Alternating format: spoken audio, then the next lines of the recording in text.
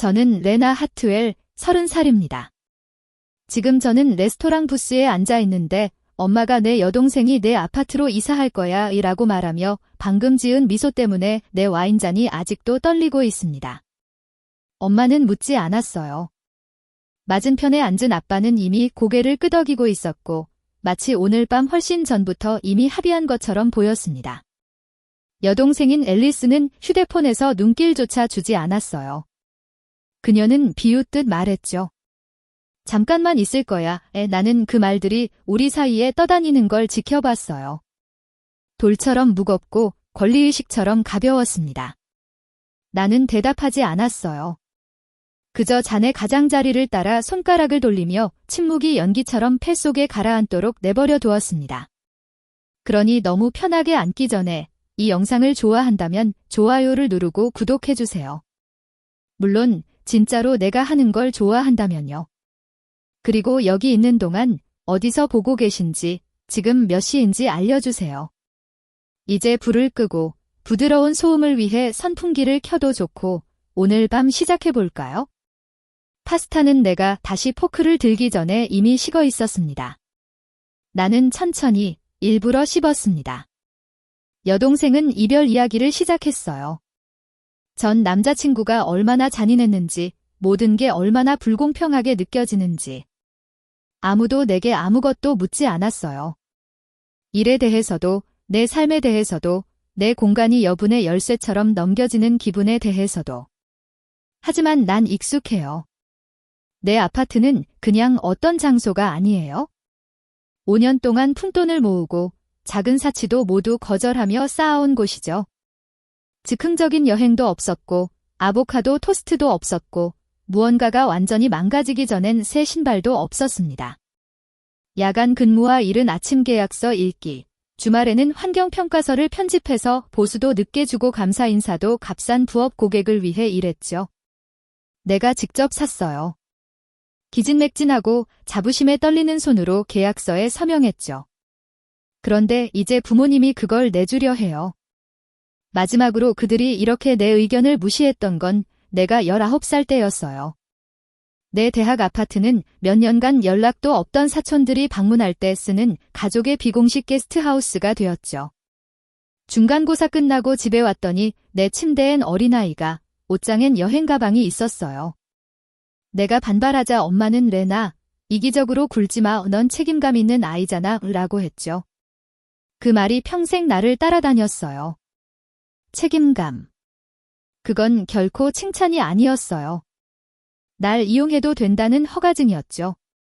내 언니 앨리스는 내가 셀 수도 없이 많은 실패를 해도 항상 잘 빠져나갔어요.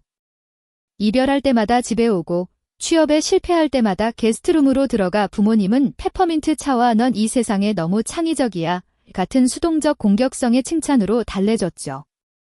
그동안 나는 항상 꾸준했어요. 직장도 있었고 조용했고 예측 가능했죠. 그래서 당연하게 여겨졌어요. 오늘 밤도 그냥 또 다른 저녁일 뿐이었어야 했어요. 나는 일부러 10분 늦게 도착했어요. 내 작은 반항이었. 하지만 이 아파트. 이건 내 것이었다. 구석구석마다 고생의 기억이 얽혀 있었다. 주방에 어울리지 않는 타일들은 내가 직접 흥정에 할인받아 진행한 리모델링의 결과였다.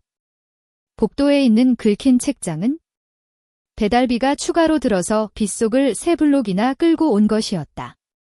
그들이 아무렇지 않게 내 동생에게 내주려 했던 사무실은 내가 독감에 걸렸던 주말 동안 만들었다.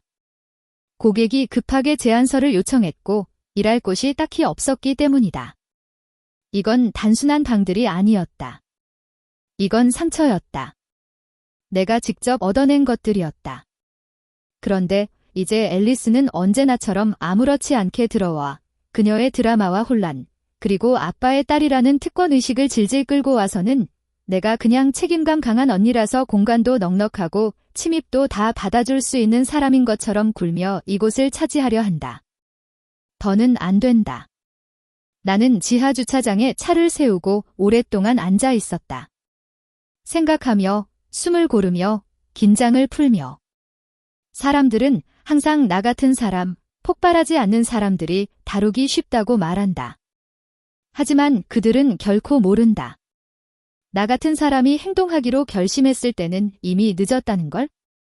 아파트 안에 들어서자 디퓨저에서 퍼지는 라벤더 향이 약간은 내 신경을 달랬다. 신발을 벗고 방마다 걸어 다녔다. 사무실에는 서류가 가지런히 쌓여 있었고 게시판에는 내가 이루고 싶은 목표, 유치하고 싶은 컨설팅 고객, 신청하고 싶은 지원금, 그리고 나 자신에게 도전하듯 끄적인 테덱스 강연이 걸려 있었다. 나는 책상에 손을 얹었다. 그들은 이게 여분이라고 생각한다. 협상 가능한 것이라고 생각한다. 그리고 노트북을 열었다. 임대차 계약서부터 확인했다. 아니나 다를까 굵은 글씨로 이렇게 쓰여 있었다. 14일 이상 연속으로 머무는 손님은 반드시 관리자의 승인을 받고 신원조회를 통과해야 합니다. 임대인의 서면 동의 없이 전대 또는 점유권 이전은 엄격히 금지됩니다. 뭔가 안에 딱 맞게 들어맞는 느낌이 들었다. 클릭. 두려움도 아니고 심지어 안도감도 아니었다. 오직 힘이었다. 그들은 이 버전의 나를 이해하지 못할 것이다. 한 줄 한 줄 다 읽는 나, 법이 내 편인 나. 나는 알렉스에게 문자를 보냈다. 알렉스는 도시계획 일을 한다. 드라마가 적고 책임감 있고 신뢰할 수 있다. 예전에 내가 계정에 잠겨 들어가지 못했을 때 비밀번호 관리자를 빌려준 적도 있다. 일주일 전 그는 자기 아파트 건물에 가스 누출이 생겨 수리가 필요하다고 말했었다. 그는 항상 그랬듯 침착하게 말했기에 기억이 났다. 이미 대책을 세우고 있다는 듯이 나는 그런 사람이 필요했다. 단순한 대역이 아니라 방어선이 되어줄 사람. 혹시 몇 주 동안 머물 곳이 아직 필요해? 몇 분 만에 답장이 왔다. 응, 왜? 내가 잠깐 합법적으로 내 아파트에 머물 사람이 필요할지도 몰라. 설명해 줄게. 내일 통화 가능해? 나는 메시지를 신중하게 썼다. 가족 드라마는 뺐다. 사실만 마치 임시 공간 공유 계약을 협상하는 것처럼.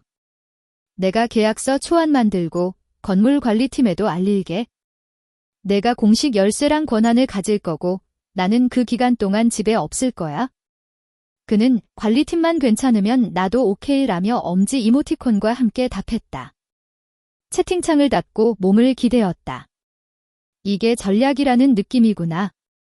다음 날 아침 앨리스가 자기 방 사진과 함께 캡션을 보냈다. 내 새 공간은 어떻게 꾸밀지 생각 중. 너무 기대돼 하트 2개. 물음표도 요청도 없었다. 그냥 당연히 내 것처럼 여겼다. 그들은 나를 한 사람으로 보지 않았다. 구조물로 봤다. 벽과는 협상하지 않는다. 그저 칠해버릴 뿐이다. 하지만 이 벽은 이제 밀어낼 참이다. 퇴근 후 임대 사무실에 들렀다. 매니저 타냐가 오랜 친구처럼 반갑게 맞았다. 2년 전 내가 3인치 두께의 재정계획서, 추천서, 23살 때부터 제출한 모든 세금 신고서를 보여주고 입주 승인을 받았던 그 타냐였다. 출장 가 있는 동안 누가 머물 수도 있어서요. 임시 거주 규정 다시 확인하려고요. 그녀가 고개를 끄덕였다. 네, 변함없어요. 서류 없이 최대 2주. 그 이상은 전대 계약서랑 신원 조회 필요해요. 만약 누가 그 절차 없이 들어오려 하면요. 나는 아무렇지 않게 물었다. 무단 입주는 허용하지 않아요. 경비팀이 잘 알아요. 신분증 없으면 출입 불가해요. 나는 미소 지었다. 좋아. 사무실을 나올 때 이미 전대 계약서와 알렉스에게 받아야 할 서류 체크리스트가 내 손에 있었다. 이건 단순히 그들을 막는 게 아니었다. 내 이야기의 주도권을 되찾는 일이었다. 그들은 자기들이 내 이야기를 쓰고 있다고 생각했다. 내가 이미 결말을 뒤집어 놓았다는 건 몰랐다. 조용한 사람들은 내가 말하는 동안 대본을 다시 쓴다. 목요일 아침 앨리스가 또 문자를 보냈다. 내 침대 세트 전부 가져가는 게 좋을까? 내 게스트룸 가구는 좀 이케아 같아 보이던데? 장난스러운 이모티콘을 붙여 내 아파트를 헌 기숙사처럼 깎아내리는 게 그냥 자매끼리의 농담인 양 보냈다. 나는 답하지 않았다. 발코니에 앉아 커피를 마시며 교차로에 노란불이 깜빡이는 것을 바라봤다. 교통은 한산했다. 도시는 평소보다 조용하게 느껴졌다. 어쩌면 내 마음 때문일지도. 속으로는 폭풍을 대비해 마음을 다잡고 있었다. 누군가가 내 인생의 침공을 브런치 약속처럼 조율하는 모습을 지켜보는 건 어딘가 비현실적이다. 아무도 내게 내가 무엇이 필요한지 묻지 않았다. 아무도 내 집에서 가구를 몽땅 바꿔도 괜찮은지 확인하지 않았다. 앨리스는 1년 넘게 들어오지도 않은 공간에서 인테리어 계획을 세우고 있었고, 부모님은 뒤에서 주차 허가증과 이사 시간에 대해 문자로 응원하고 있었다. 모든 게 이미 정해진 것처럼. 나는 단 한 줄만 답했다.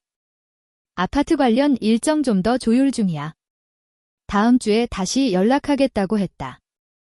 짧고 애매하고 모호했다.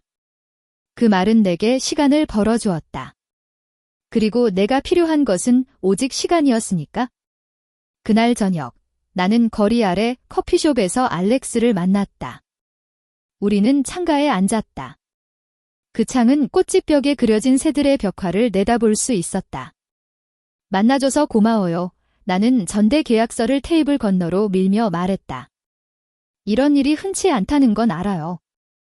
알렉스는 이미 이런 일을 해본 적 있는 사람처럼 침착하게 서류를 훑어보았다. 솔직히 타이밍이 딱이에요. 더 이상 소파에서 전전하는 것도 지겹고. 오히려 제가 신세를 지는 거예요. 아니에요. 나는 진심으로 말했다. 당신 덕분에 나는 확실한 선을 그을 수 있어요. 그는 더 묻지 않았다. 전체 이야기를 요구하지도 않았다. 그저 고개를 끄덕이고 신분증을 건네주었다. 내가 신원조회를 위해 스캔할 수 있도록. 내가 필요로 했던 바로 그런 세입자였다. 책임감 있고 눈에 띄지 않고 법적으로 문제없는 사람. 우리는 그가 토요일 아침에 이사 오기로 합의했다. 그는 내 화분에 물을 주고 우편물을 처리하고 집을 원래 그대로 유지하기로 했다. 만약 가족이 찾아오면? 그건 당신이 신경 쓸 일이 아니에요. 내가 말했다. 아무 설명도 필요 없어요. 그냥 당신답게 내가 없는 동안 임대계약서에 적힌 그 사람으로 있어주면 돼요. 그는 한 번 고개를 끄덕였다. 알겠어요. 사실만 전달하면 되죠. 나는 그의 담담함이 고마웠다. 세상에는 알렉스 같은 사람이 더 필요하다. 자신의 평화를 지키는 것이 적대적인 게 아니라는 걸 아는 사람. 그건 생존이다. 그날 밤 집에 도착했을 때 내 메일함에는 2개의 새 메시지가 있었다. 엄마에게서 사무실 정리하는데 도움이 필요하면 말해. 우리가 박스 가져갈 수 있어? 아빠에게서 토요일에 짐 싣는 데 쓰려고 건물 관리인에게 미리 말해둬라. 앨리스 짐이 11시쯤 도착할 거다. 그들은 이미 앨리스의 물건이 내 집에 속한 것처럼 말하고 있었다.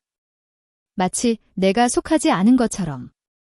금요일은 온통 잡다한 일로 흐릿했다. 나는 2 동네 떨어진 조용한 호텔을 예약했다. 너무 멀지도 너무 가깝지도 않게. 통제권을 잃지 않을 만큼, 기습당하지 않을 만큼. 필수품을 챙기고 중요한 서류는 안전한 보관함에 옮겼다. 지킬 준비가 되어 있지 않은 물건은 아무것도 남기지 않았다. 문에 작은 실내용 합법 카메라를 설치했다. 눈에 띄게, 깜빡이게. 은밀한 건 아무것도 없었다. 그들을 두려워해서가 아니라 기록이 필요해서였다. 나 자신을 위해서. 알렉스에게는 건물 이용 규칙, 와이파이 비밀번호, 비상 연락망을 인쇄해 건넸다. 한치의 우연도 남기지 않았다. 그가 주말 짐을 가지러 나갔을 때 나는 거실 한가운데 서서 숨을 들이쉬었다. 아직도 라벤더 향이 남아 있었다. 여전히 내 공간처럼 보였다. 하지만 이제는 완전히 다른 무언가처럼 느껴졌다. 방어된 공간처럼. 오후 8시 47. 나는 한동안 화면을 바라보다가 잠갔다. 아니. 나는 답장하지 않았다. 때때로 침묵이 어떤 논쟁보다 더 크게 들릴 때가 있기 때문이다. 나는 아침 내내 호텔 근처 해안 산책로를 걸었다. 얼굴에 부는 바람. 귀가 얼얼해질 정도로 차갑지만 아직 처리하지 못한 감정의 독소를 씻어내는 그런 바람이었다. 내 발걸음은 고르고 일정했다. 한 걸음 한 걸음이 몇 년 전에 잃어버렸던 무언가로 조금씩 돌아가는 느낌이었다. 이건 아파트 문제가 아니었다. 진짜로는 아니었다. 이건 내 자신에 대한 소유권에 관한 일이었다. 그들은 내가 주고 싶은지 물어본 적이 없었다. 그냥 가져갔다. 그리고 내가 불편함을 삼킬 때마다 나는 그들에게 내가 더 많은 것을 감당할 수 있다고 가르쳤다. 하지만 이번에는 아니었다. 오후 1시 17분, 알렉스가 전화했다. 안녕. 그는 가벼운 어조로 말했다. 보고 필요할 것 같아서. 응. 나는 바위 바로 아래로 바다가 부딪히는 전망대 근처에 서서 말했다. 모두 말해줘. 그 사람들 화났어. 그가 말했다. 내 아버지는 허세를 부렸지? 내가 법적 권한이 없다고. 그래서 서류를 내밀었어. 보안팀이 처리했어. 내가 물었다. 완벽하게. 경비원이 유효한 임대계약으로 경찰을 부르면 오히려 역효가 날 수 있다고 상기시켜주더라. 나는 웃었다. 웃긴 게 아니라 비현실적이어서였다. 우리 엄마 진짜 진주 목걸이 움켜쥐었겠다. 내가 중얼거렸다. 정말 그랬어. 알렉스가 말했다. 마치 잘못된 가족 기대치 전극을 보는 것 같았지. 그는 잠시 멈췄다. 이런 일 겪게 해서 정말 미안해. 미안해하지 마. 내가 말했다. 내가 만든 일이 아니야? 그들이 만든 거지. 그는 아파트가 잘 유지되도록 하겠다고 약속했고 필요한 게 있는지 물었다. 나는 다시 고맙다고 하고 전화를 끊었다. 그리고 길가 끝에 서서 바다가 부서지고 다시 밀려나는 모습을 바라봤다. 그리고 오랜 세월 그대야 인정할 수 있었던 진실을 속삭였다. 스스로를 배신하도록 배울 때 충성심은 감옥이 된다. 그날 저녁 나는 음성 메시지를 매건에게 전달했다. 매건은 내가 깨닫기 훨씬 전부터 우리 가족 구조의 부패를 알아챘던 사람이었다. 그녀는 그것을 감정적 족벌주의라고 불렀다. 부모님이 앨리스에게는 이유 없는 관용을 주고 이선은 오해받는 천재인 것처럼 인생을 떠돌게 내버려두는 방식. 나는 계획자였다. 해결사. 문제를 풀라고 불리는 사람, 그저 존재하라고 불리지 않는 사람. 그녀의 답장은 몇 분 만에 도착했다. 내 가족이 통제할 수 없는 내 모습을 처음 봐서 혼란스러워하는 거야? 자랑스럽지만 조심해. 이럴 때일수록 더 집착할 거야. 다음 날, 일요일, 나는 메시지가 줄어든 것을 보며 깼다. 항상 그렇게 시작된다. 분노 다음엔 재정비가 온다. 오전 9시 30분, 레이첼, 아니, 앨리스가 다시 문자를 보냈다. 이번엔 다른 어조였다. 진심으로, 너 왜 이러는 거야? 나는 내가 필요했어? 널 믿고 있었단 말이야. 내가 너무 차가워서 무서울 지경이야. 단 한 번도 나에게 물어본 적이 없다는 사실은 언급조차 하지 않았다. 내 상황을 확인한 적도 없었다. 그냥 내 인생이 그녀의 다음 정체성 위기를 위한 휴게소일 거라 당연하게 여겼다. 나는 답장하지 않았다. 정오가 되자 이야기의 흐름이 바뀌기 시작했다. 아버지는 항상 내가 처리되고 있다는 뜻의 거만하게 침착한 어조로 음성 메시지를 남겼다. 레나, 내가 과민 반응하는 것 같구나. 어른답게 대화해서 이 모든 소란 없이 앨리스를 도울 방법을 찾자. 내가 따르지 않으면 항상 소란이었다. 내가 내 존재를 덮어쓰지 않으면 항상 과민 반응이었다. 오후 2시쯤 이선이 문자를 보냈다. 저녁 식사 내내 한마디도 하지 않았고 우리 단체 채팅에도 아무 답이 없던 그였다. 그런데 이번엔 이렇게 보냈다. 내가 뭘 했는진 모르겠는데 아빠가 완전 폭발 직전이야. 앨리스는 게스트룸에 진치고 계속 징징대고 있고 엄마는 분위기 전환하려고 일부러 아픈 척이라도 할 것 같아. 이런 모습 처음 봐. 솔직히 존경한다. 나는 화면을 멍하니 바라보았다. 이선. 그 누구보다도 혼란 속을 아무도 모르게 떠다니던 유령 같은 형제. 그의 메시지는 단순했다. 하지만 우리가 함께 자란 그 체계 안에서 누군가에게 처음으로 인정받는 느낌이었다.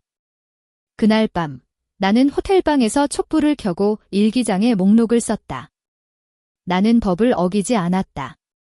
소리치거나 비난하지 않았다. 최후 통첩도 없었다. 그저 항복하지 않았을 뿐이다. 그리고 그 점이 어떤 항의나 폭발보다도 그들을 더 두렵게 했다. 수년간 통제했던 사람이 더 이상 게임에 맞춰주지 않을 때 더는 무슨 게임을 하고 있는지 모르게 된다.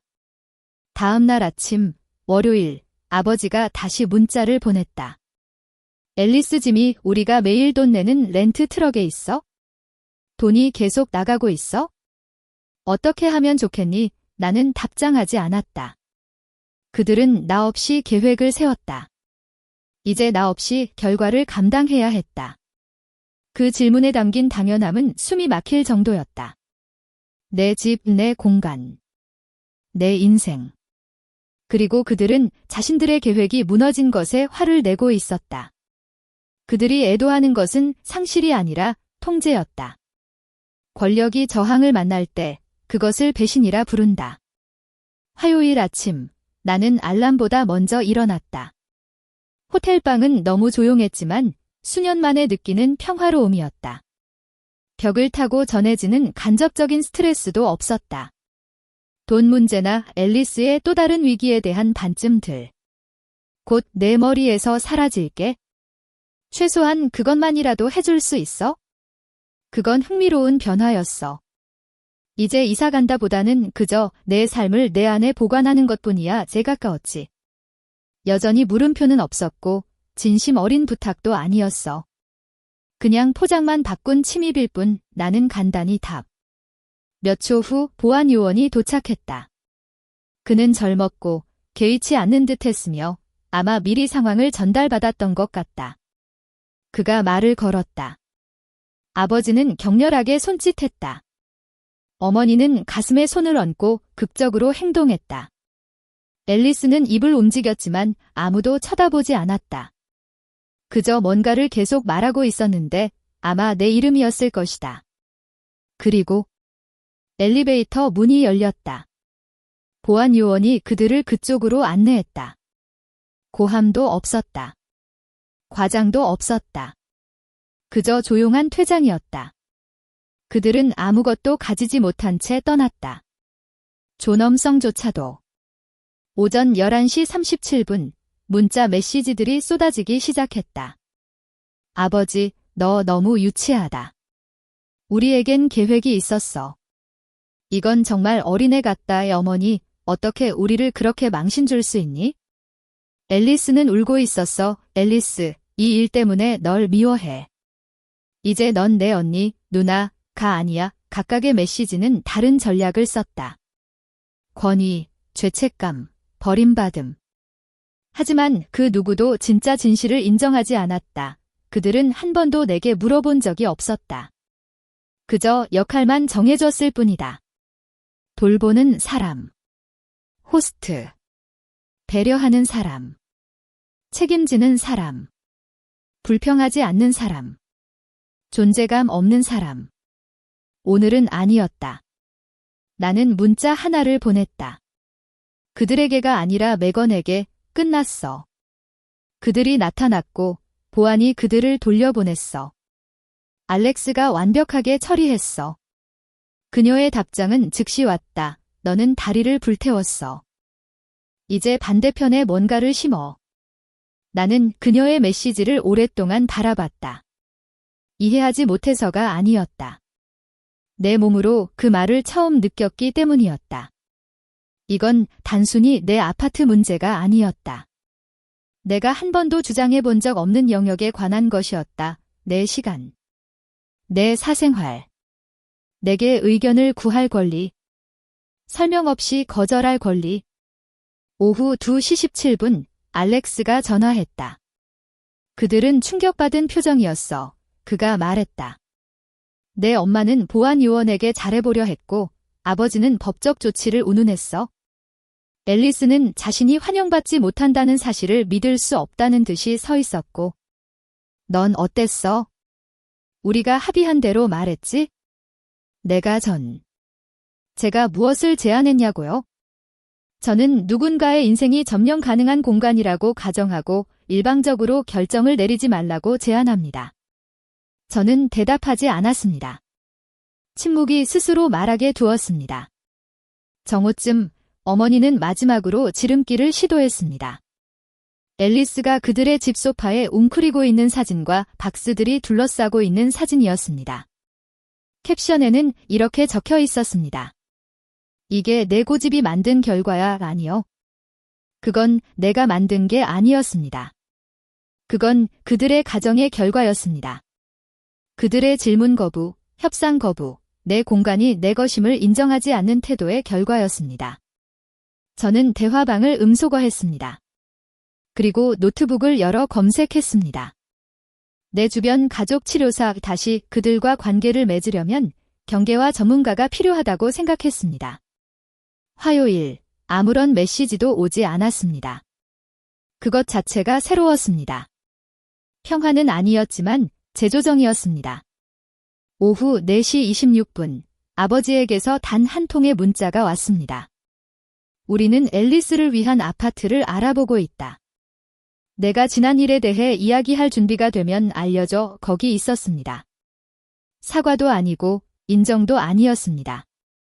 하지만 움직임이었습니다. 불가피하다는 환상이 금이 간 신호였습니다. 그들이 수년간 회피해온 진실을 받아들이기 시작했다는 신호였습니다. 내가 그들보다 나를 선택할 수 있다는 사실을. 그날 저녁, 저는 메시지를 보냈습니다. 간단하고 중립적이며 명확하게. 앨리스가 자기만의 공간을 찾도록 도와줘서 기뻐. 나는 금요일에 다시 시내에 돌아올 거야. 토요일 오후에 만나서 이야기할 의향이 있어 감정도 사과도 없었습니다. 단지 조건만 있었습니다. 내가 처음으로 그들과 동등한 힘의 위치에서 대답한 순간이었습니다. 수요일과 목요일은 아무런 일 없이 지나갔습니다. 뜻밖의 방문도 은근한 협박도 없었습니다. 이 조용함은 낯설었지만 반가웠습니다. 앨리스는 목요일 밤에 한 번 메시지를 보냈습니다. 내가 이사 갈 때까지 내 아파트에 몇 개만, 정말 박스 몇 개만 두고 가도 돼. 나는 잔돼. 라고 답했습니다. 그녀는 다시 답하지 않았습니다.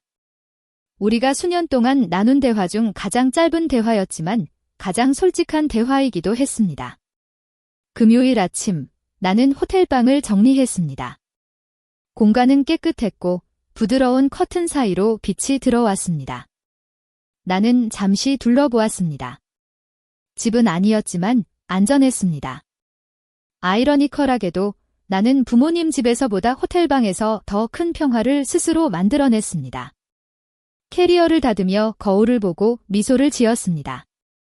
행복해서가 아니라 내가 흔들림 없었기 때문입니다. 내일, 우리는 대화할 것입니다. 화해를 위해서가 아니라 재설정을 위해서입니다. 가끔은 그들이 사랑하는 내 모습을 잃어야만 내가 존중하는 내 모습을 찾을 수 있다. 토요일 오후, 황금빛 햇살과 긴 그림자를 입고 찾아왔습니다. 모든 것이 섬세하게 느껴지는 마치 세상이 숨을 참고 있는 듯한 날이었습니다. 나는 내가 정한 카페에 15분 먼저 도착했습니다. 중립적인 장소, 그들 집과 내 집 사이의 중간 지점. 큰 창문과 조용한 구석, 감정의 역사가 없는 곳, 나는 벽을 등지고 구석자리에 앉았습니다. 카푸치노를 주문하고 기다렸습니다. 이것은 단순한 대화가 아니었습니다. 경계선 점검이었습니다. 어머니가 먼저 도착했습니다. 언제나처럼 시간을 잘 지키는 그녀만의 통제 방식. 일찍 도착해서 상대방을 늦게 느끼게 만드는 것. 그녀는 조심스럽고 굳은 미소로 다가와 나를 안으려 했습니다. 나는 일어나 악수를 내밀었습니다. 그녀의 눈이 흔들렸지만 받아들였습니다. 작은 승리, 신호였습니다. 이 새로운 나는 규칙이 있었습니다. 아버지는 몇 분 뒤 도착했습니다. 평소처럼 불만이 담긴 표정을 짓고 있었습니다. 그는 포옹을 하지도 바로 앉지도 않았습니다. 마치 내가 고백해야 할 빚이 있는 것처럼 나를 바라봤습니다. 앨리스가 마지막으로 도착했습니다. 선글라스를 쓰고 머리를 뒤로 묶고 방어적인 자세로. 그녀는 인사하지 않고 커피잔만 바라보며 앉았습니다. 우리 모두 잠시 침묵 속에 앉아 있었습니다. 어색하지 않았습니다. 필요했습니다. 조용함이 말하게 두었습니다. 이제부터는 너희가 익숙했던 방식대로 가지 않을 거야. 아버지가 목을 가다듬었습니다. 그의 선언전의 전주곡이었습니다. 그래, 레나. 우리 모두 지난 주말에 있었던 일에 대한 내 입장을 들어야 한다고 생각한다. 프레이밍. 언제나 프레이밍. 내가 무슨 잘못이라도 한 것처럼. 합의된 계획을 내가 어긴 것처럼. 나는 움츠리지 않았습니다. 사실은요, 나는 침착하게 말했습니다. 먼저 제게 묻지 않고 제 집에 대해 결정을 내린 이유에 대해 이야기해야 한다고 생각해요. 그 말이 꽂혔습니다. 어머니는 눈썹을 치켜 올렸고 아버지는 입술을 굳게 다물었습니다. 앨리스는 시선을 피했습니다. 레이첼을 이해한다. 앨리스요, 내가 정정했습니다. 그는 눈을 깜빡였습니다. 앨리스가 머물 곳이 필요했다는 건 이해해요. 당신들이 도와주고 싶었던 것도 이해해요. 하지만 제가 이해하지 못하는 건 어떻게 제 동의 없이 제 아파트에 대한 계획을 세우는 게 괜찮다고 생각했는지예요. 어머니가 급히 말을 이었습니다. 우리는 그냥 내가 항상 공간을 너그럽게 내줬으니까. 사촌이 결혼식 주말에 내 집에 머물렀던 거 기억하지? 그건 달랐어요. 내가 말했습니다.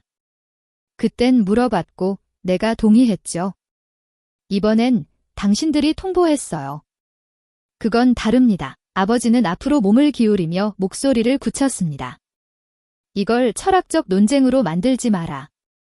앨리스가 힘든 상황이었고 우리는 신속하게 도와주려 한 거다. 개인적인 게 아니었어.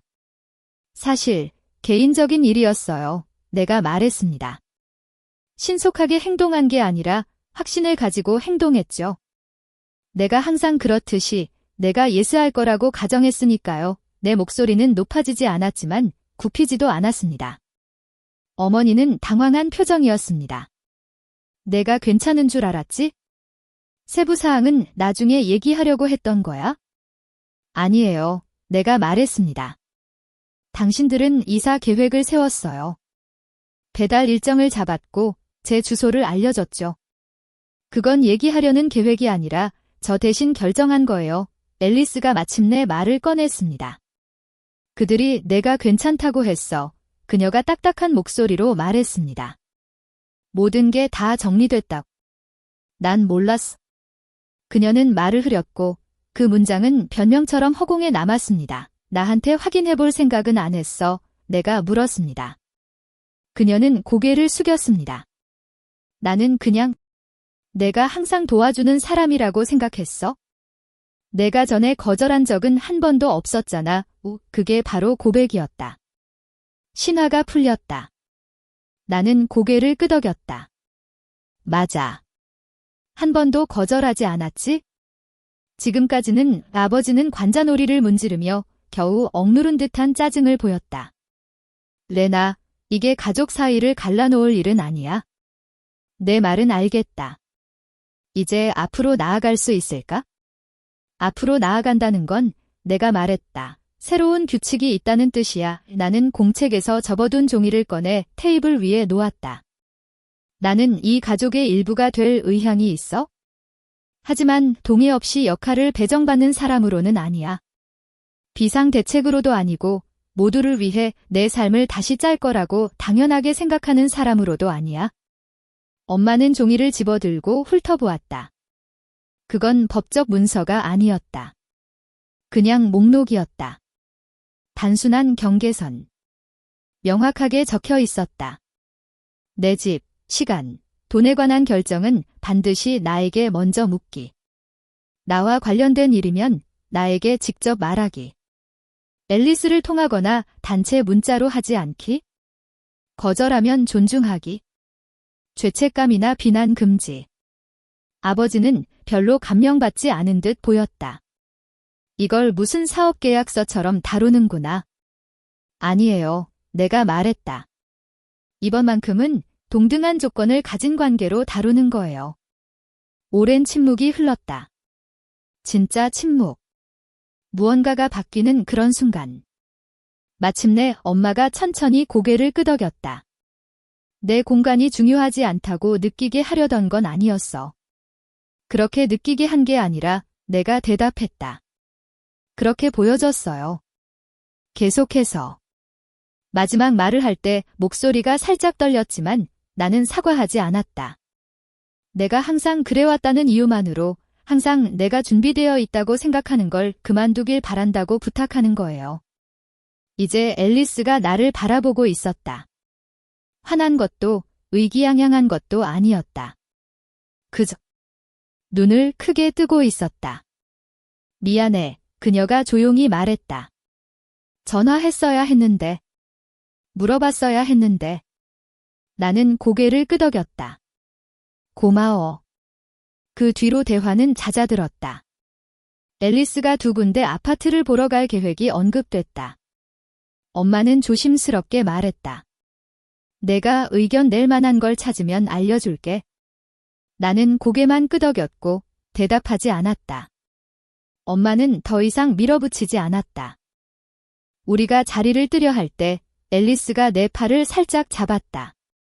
내가 얼마나 많은 걸 짊어지고 있었는지 이제야 제대로 본 것 같아 그녀가 말했다. 넌 항상 다 해냈으니까.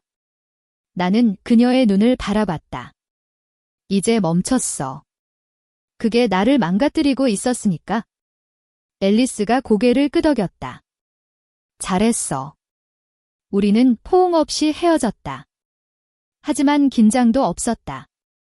오직 기대가 아닌 인식으로 측정된 거리만이 있었다.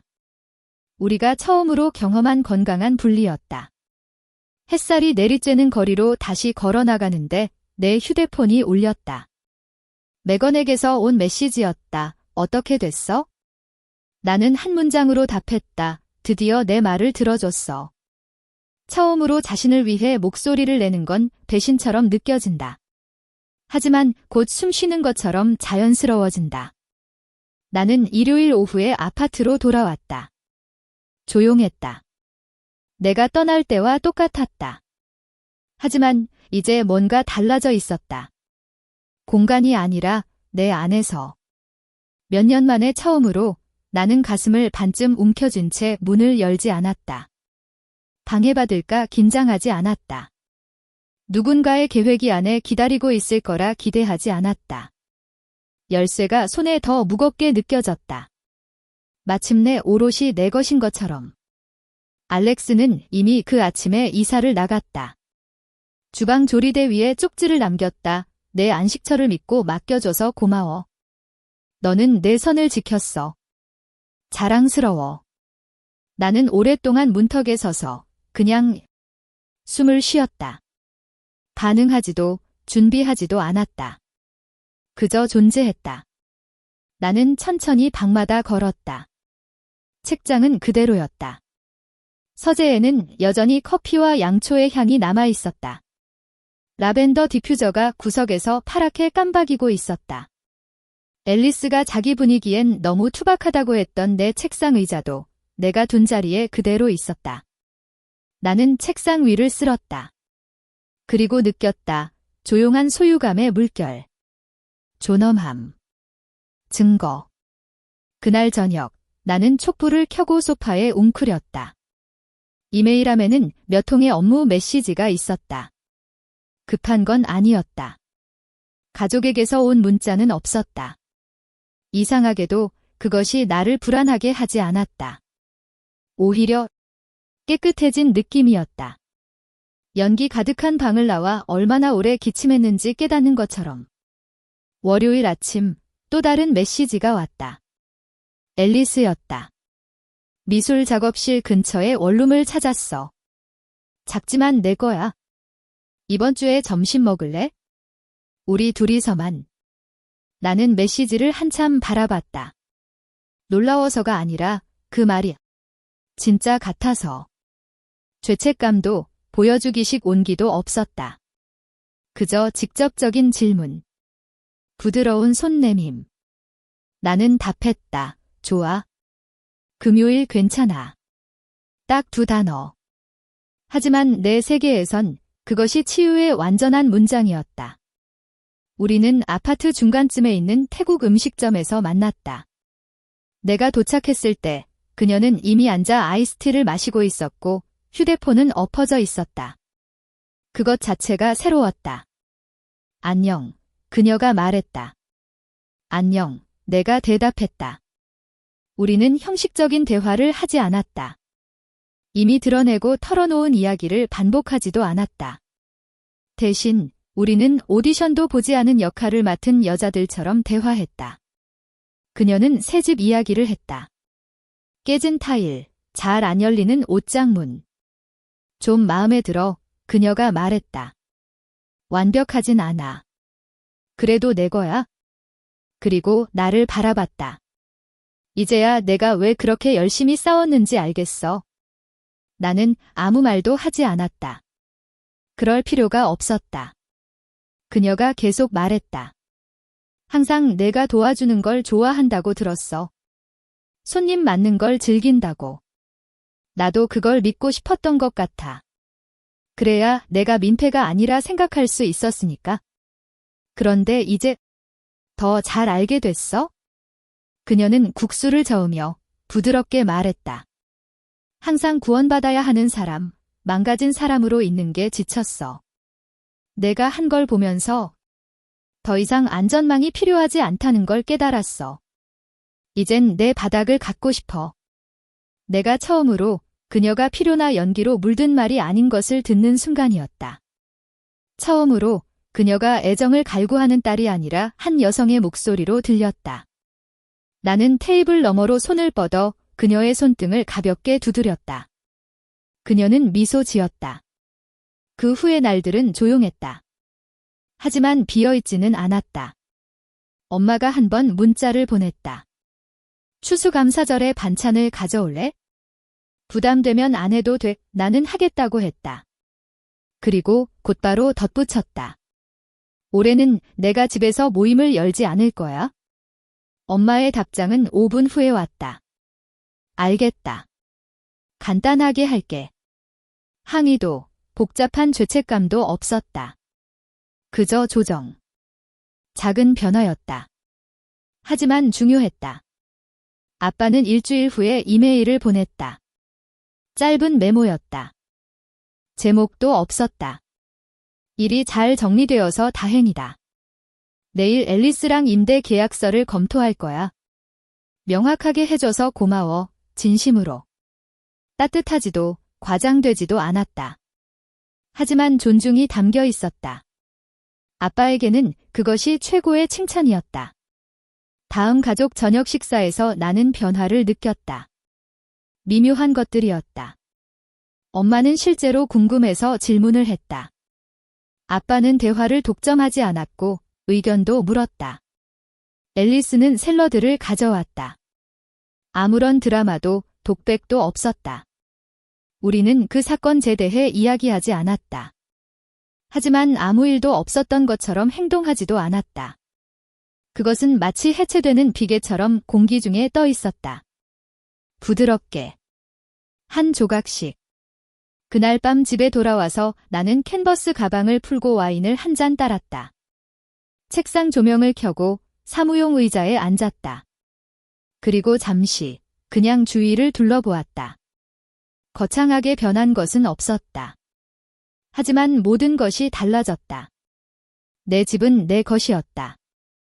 내 목소리도 내 것이었다. 예전엔 장식처럼 여겨졌던 나의 경계가 이제는 형태를 가졌다. 무게를 가졌다. 현실이 되었다. 그것들은 장벽이 아니었다. 구조물이었다. 자신을 보호하기 위해 그은 선이 결국 삶을 지탱하는 틀이 된다. 추수감사절은 금방 다가왔다. 올해는 부모님 댁에서 열렸다. 예전처럼 내가 맡으라는 압박이 시작되기 전처럼. 올해는 아무도 내가 주최하라고 하지 않았다. 아무도 암시하지 않았다. 아무도 죄책감을 주지 않았다. 나는 약속한 대로 타히니와 수마크를 곁들인 구운 당근을 가져갔다. 그것을 부엌에 두고 거실에 있는 가족들과 합류했다. 그곳에서는 처음으로 대화가 기대에만 매달려 있지 않았다. 앨리스는 내 옆에 앉았다. 조용하지만 자격 있는 빛을 내뿜고 있었다. 식물을 샀어. 그녀가 무표정하게 말했다. 하나만. 내가 물었다. 하나로 시작했지? 더 살 수도 있고 정글을 만들 수도 있고 너무 물을 줘서 다 죽일 수도 있지? 두고 봐야지. 농담이 아니었다. 정말로. 그녀만의 방식으로 시도하고 있다는 것을 인정하는 말이었다. 작게 시작할 의향이 있다는 뜻이었다. 나중에 저녁 식사 중에 아빠가 내 일에 대해 물었다. 평소처럼 성공을 증명해봐 라는 어조가 아니었다. 호기심, 어쩌면 존중이 느껴졌다. 나는 담백하게 말했다. 움츠러들지 않았다. 말을 부드럽게 하지도 않았다. 엄마는 끼어들지 않았다. 앨리스도 대화를 자기 쪽으로 돌리려 하지 않았다. 공기가 미묘하게, 그러나 분명히 달라진 것 같았다. 경계는 알고 보니 일종의 언어가 될 수 있었다. 벽이 아니라 상호 합의였다. 내 경계를 넘지 않으면 나도 내 경계를 지키겠다는. 파이를 먹은 후 아빠는 설거지를 돕겠다고 했다. 엄마는 눈을 깜빡였다. 나는 웃을 뻔했다. 하지만 그는 싱크대 앞에 있었다. 소매를 껐고 예전에는 물 낭비한다고 잔소리하던 사람이 이제는 음정이 엉망인 시나트라 노래를 흥얼거리며 접시를 헹구고 있었다. 나는 식기를 닦으며 이상하고 가벼운 감정이 가슴에 자리 잡는 것을 느꼈다. 용서도 완전한 평화도 아니었다. 그냥 중립의 시작. 원망이 사라진 상태. 더 이상 그들이 변하길 바랄 필요가 없다는 조용한 설렘. 왜냐하면 내가 변했으니까. 그 다음 주말 앨리스가 나를 초대했다. 그녀의 아파트는 작았다. 하지만 그녀의 것이었다. 벽은 반쯤 칠해져 있었다. 가구는 중고에 어울리지 않았다. 하지만 그녀의 향기, 그녀의 식물, 그녀의 어질러진 모습, 그녀의 평화가 있었다. 또 타이 음식 괜찮아? 그녀가 이미 주문하면서 물었다. 항상 내가 말했다. 우리는 음식을 먹으며 그녀는 새 디자인 프로젝트를 시작한다고 말했다. 작은 거였다. 시내 요가 스튜디오의 벽화. 돈은 많이 안 돼, 그녀가 말했다. 하지만 이번엔 엄마 아빠한테 돈 빌리지 않을 거야. 내가 스스로 해보고 싶어. 옷도 한 번 그녀의 변화가 느껴졌다. 억지로도 보여주기식도 아니었다. 진짜였다. 난 내가 자랑스러워. 내가 한 입 먹으며 말했다. 그녀는 작고 진짜로 꾸미지 않은 미소를 지었다. 있잖아, 그녀가 말했다. 내가 시작한 거야? 내가 맞서지 않았다면 나는 아마 계속 그들이 조종하게 뒀을 거야. 나는 고개를 끄덕였다. 나는 단지 내 아파트를 지킨 게 아니었어. 내가 말했다. 내가 10년 동안 만들어온 나 자신을 지키고 있었던 거야. 그날 밤 집에 돌아와서 나는 책상 조명만 켜두었다. 그 조명은 마룻바닥에 긴 그림자를 들이우며 내 아파트를 조용한 무대처럼 만들었다. 나는 일기장을 꺼내 새 페이지를 열었다. 그리고 이렇게 썼다. 더 이상 사과하지 않을 것들, 거절하는 것, 공간이 필요한 것, 전화를 받지 않는 것, 마음이 바뀌는 것, 당연하게 여기지 말고 물어봐 주길 원하는 것, 나를 사랑하는 사람에게도 존중을 요구하는 것, 단체 채팅방을 읽지 않고 두는 것, 내가 돈 내는 공간에 내 규칙을 정하는 것, 내 경계가 지켜지길 기대하는 것, 스스로 구하려 하지 않는 사람을 구하지 않는 것. 나는 페이지에 서명을 했다. 서명이 필요해서가 아니었다. 내 이름이 내 것에 적혀 있는 것을 보고 싶었기 때문이다. 다음 날 아침, 나는 매건과 커피를 마셨다. 저녁 식사, 아파트 방문, 일기장 리스트 이야기를 했다. 이제 더 이상 버티는 게 아니네. 그녀가 컵을 들어 건배하는 척하며 말했다. 내가 디자인하고 있어. 그 말이 마음에 들었다. 디자인. 내 삶은 한때 다른 사람의 긴급함, 문제, 기대에 반응하는 조각보 같았다. 이제는 내가 설계도를 쥐고 있었다. 내 허락 없이는 아무도 기반을 다질 수 없었다. 그날 저녁, 나는 이선에게 문자를 받았다. 내가 내 입장을 지켜줘서 고마워. 가족 저녁 식사는 이제 예전만큼 이상하지 않다. 여전히 이상하긴 하다. 하지만 더 나아졌다. 그는 어색하게 고양이와 하이파이브를 시도하는 너구리의 GIF를 덧붙였다. 이선다운 고전적인 모습이었다. 하지만 그 메시지는 그가 생각한 것보다 더 큰 의미가 있었다. 그는 조용한 사람이었다. 가족 드라마의 가장자리를 따라 떠도는 사람이었다. 그가 변화를 알아차렸다면 그것은 진짜였다. 그날 밤, 나는 내가 가장 좋아하는 엠버와 이끼 향의 양초를 켜고 소파에 몸을 묻었다. 아파트는 고요했다. 우연히 얻을 수 없는 그런 고요함. 다른 누군가의 발소리도, 복도에 반쯤 풀린 박스도, 내 것이 아닌 가구도 없었다. 오직 나만 있었다. 내가 고른 벽, 내가 소유한 침묵. 평화는 갈등의 부재가 아니라 경계가 존중받은 결과다. 12월은 회색 구름과 이른 땅거미에 쌓여 찾아왔다. 명절은 언제나 어느 정도의 긴장감과 모든 초대의 모서리에 날카로운 기대를 가져왔다.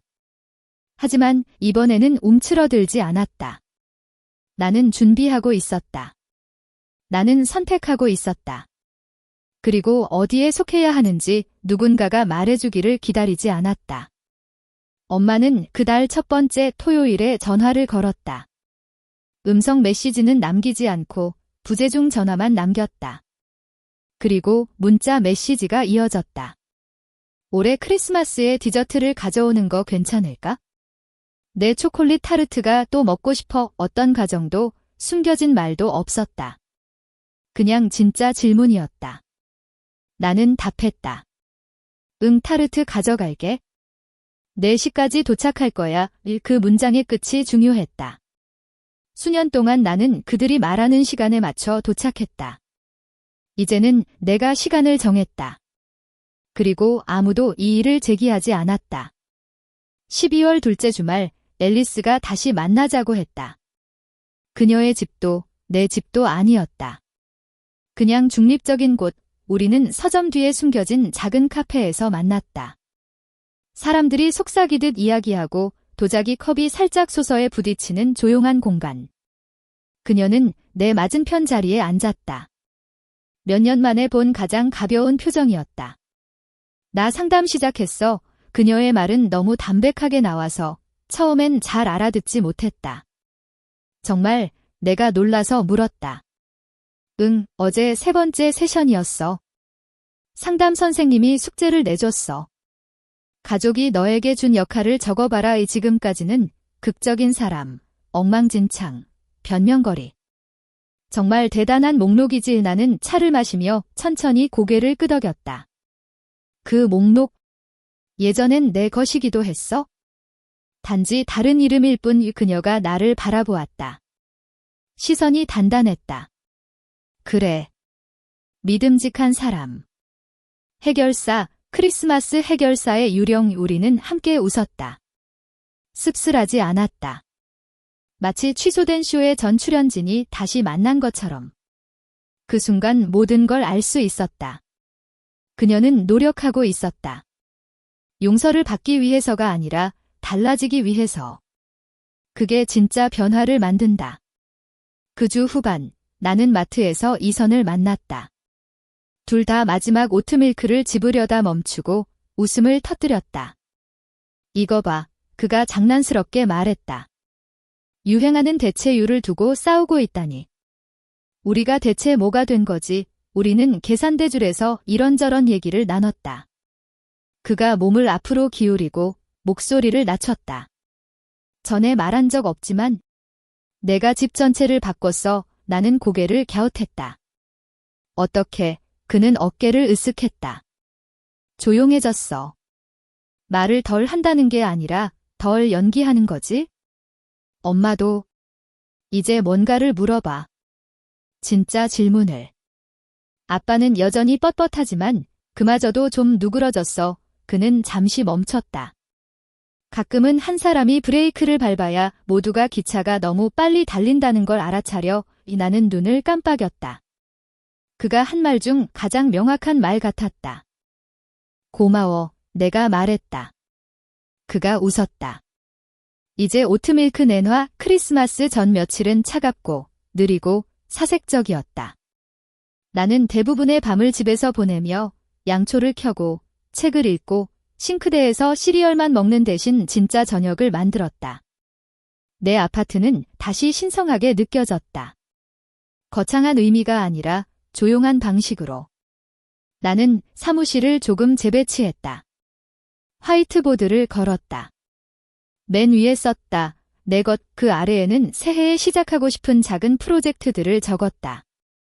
개인적인 것, 직업적인 것, 내가 지키기로 한 경계들. 다시는 협상하지 않을 것들. 크리스마스 아침, 나는 정확히 오후 4시에 부모님 집에 도착했다. 1분도 빠르지 않고 1초도 늦지 않게. 엄마는 문 앞에서 나를 살짝, 세게가 아니라 부드럽게 안아주었다. 아빠는 봐줘서 고맙다고 말했다. 앨리스는 환하게 웃으며 윙크했다. 이선은 비밀 악수처럼 사과주 머그잔을 건넸다. 집은 그대로였다. 하지만 나는 아니었다. 우리는 식사를 하고 선물을 주고받고 조심스럽게 웃었다. 영화와 정치 얘기로 의견이 달라도 서로 존중했다. 폭발도 독백도 없었다. 그냥 노력하는 가족. 디저트 후 엄마가 부엌에서 나를 불렀다. 물어보고 싶었던 게 있어. 그녀는 행주를 조심스럽게 비틀며 말했다. 혹시 내년 부활절에 호숫가 집에 올 생각 있어? 부담 주려는 건 아니고 그냥 묻고 싶었어. 그게 바로 진짜 부탁이었다. 이미 정해진 일정도 죄책감이 담긴 말도 아니었다. 나는 미소 지었다. 아마도 내가 말했다. 봄쯤 다시 물어봐. 그녀는 고개를 끄덕였다. 그걸로 충분했다. 그날 밤 집에 돌아와 선물을 바닥에 내려놓고 트리만 남기고 모든 불을 껐다. 방 안이 부드러운 금빛으로 빛났다. 나는 선반에서 일기를 꺼냈다. 빈 페이지를 펼쳤다.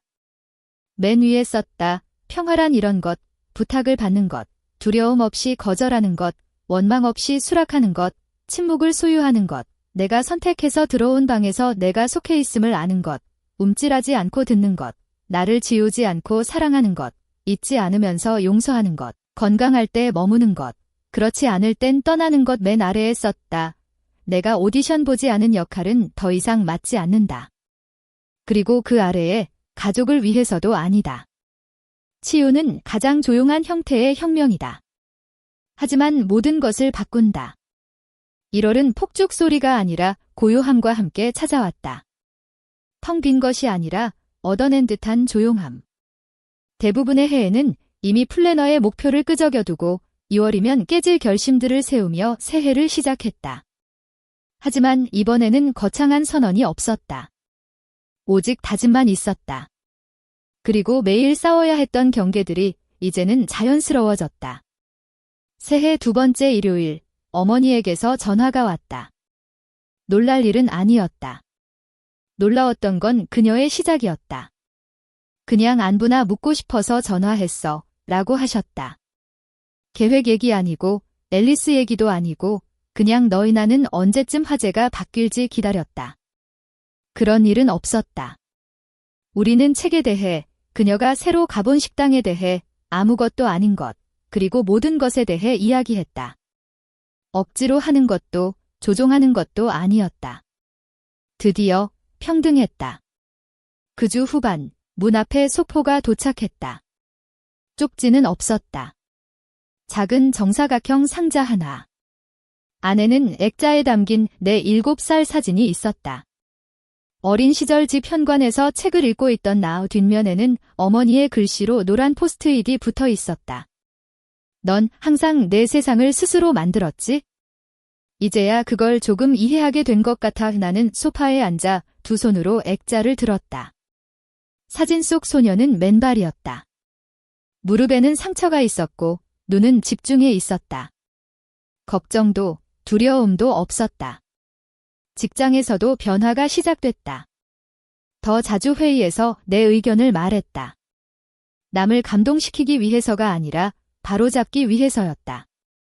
무리한 일정에는 미안해하지 않고 단됩니다라고 말했다.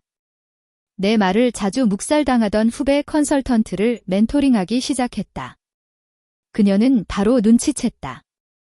선배는 사람들이 들어줄 거라고 기대하면서 말씀하시네요. 어느 오후 그녀가 말했다. 저도 그렇게 하고 싶어요. 나는 웃었다. 아무에게도 빚지지 않은 공간을 더 이상 내어주지 않게 되면 그렇게 돼. 그녀는 그 말을 경전처럼 노트에 적었다. 어쩌면 그녀에게는 진짜 경전이 될지도 모른다. 어느 저녁, 나는 담요를 두르고 발코니에 앉아 핸드폰을 들고 사진첩을 넘겼다. 최근 가족 사진은 하나도 없었지만 모두 내 사진이었다. 내 아파트, 내 책상, 내가 차린 식사, 햇빛이 완벽한 각도로 책장에 들이운 모습. 단지 쌓아올린 삶이 아니라 지켜낸 삶의 증거였다. 그때 앨리스에게서 메시지가 왔다. 이번 주말에 올래? 나 페인트 칠하는데 손도, 의견도 더 필요해. 가정도, 죄책감도 없이. 그냥 부탁이었다. 나는 답했다. 좋아. 토요일 2시에 갈게. 근데 천장은 안 칠할 거야. 그녀는 웃는 이모티콘을 잔뜩 보내며 답했다. 좋아. 그녀의 아파트는 감귤과 젖은 페인트 냄새가 났다. 샘플 카드가 모든 벽에 붙어 있었다. 그녀는 맨발에 머리를 묶고 있었고 구석 스피커에서 플레이리스트가 희미하게 흘러나왔다. 넌 항상 이런 게 쉬워 보였어. 그녀가 연한 초록색 페인트를 벽에 칠하며 말했다. 그렇지 않아. 내가 말했다. 그냥 내 거야. 그녀는 고개를 끄덕이며 자신의 진척을 바라봤다. 노력하는 느낌이 점점 좋아지고 있어? 누군가 구해주길 기다리기보다 나 자신을 위해 나타나는 게 나는 그녀를 바라봤다. 진짜로. 위기도, 위기 때 입는 옷도 없었다. 그냥 앨리스, 현재에 단단히 뿌리내린. 있잖아, 그녀가 말했다. 오랫동안 난 내가 차갑고 멀다고 생각했어. 근데 아니었더라. 넌 그냥 버티고 있었던 거야? 지금은 내가 물었다. 지금은 내가 규칙을 쓰고 있어. 그리고 난 드디어 그걸 읽고 있어. 우리는 몇 시간 동안 거의 말없이 페인트 칠을 했다. 가끔 그녀가 내 의견을 물었고 이번에는 정말로 들어줬다. 그게 새로웠다. 그리고 충분했다. 그날 저녁 집에 돌아와 새 노트를 폈다. 예전 노트는 다 써서 귀퉁이가 닳고 낡았다. 첫 페이지. 깨끗한 시작. 맨 위에 썼다. 내가 간직할 교훈. 자신을 잃지 않는 사랑도 가능하다. 침묵은 전략이 될 수 있다. 하지만 왜 쓰는지 알아야 한다. 사람들은 당신의 경계에 적응하거나 아니면 그렇지 않을 것이다. 어느 쪽이든 당신이 이긴다. 가족은 접근성으로 정의되지 않는다. 상호 존중으로 정의된다. 당신의 평화를 당신에게 폭풍을 일으키는 사람들에게 빚질 필요는 없다. 어떤 사과는 절대 오지 않는다. 그 부재와 평화롭게 지내라. 당신은 까다로운 사람이 아니다. 당신은 명확한 사람이다. 페이지 아래에 썼다. 명확함은 친절이다. 그들에게. 그리고 무엇보다 자신에게. 그날 밤 나는 다음 단계를 계획하는 무게 없이 잠들었다. 방어를 연습하거나 탈출 전략을 미리 짜지 않았다. 처음으로 나는 준비하지 않았다. 그냥 살았다. 관객이 필요 없는 삶, 단단히 닫힌 문 뒤에서 조용히 자라는 삶. 가장 강한 사랑은 내 공간을 먼저 존중하는 사랑이다. 1월 중순, 아침은 차가웠고 예상치 못한 가벼움이 찾아왔다. 몇 달, 사실 몇 년이 걸렸지만 감정의 잡동사니가 드디어 정리되고 있었다. 가족이 하룻밤새 변해서가 아니었다. 그들을 기다리는 걸 멈췄기 때문이었다. 그렇게 놓아버리자 기대하지 않았던 무언가를 발견했다. 기쁨.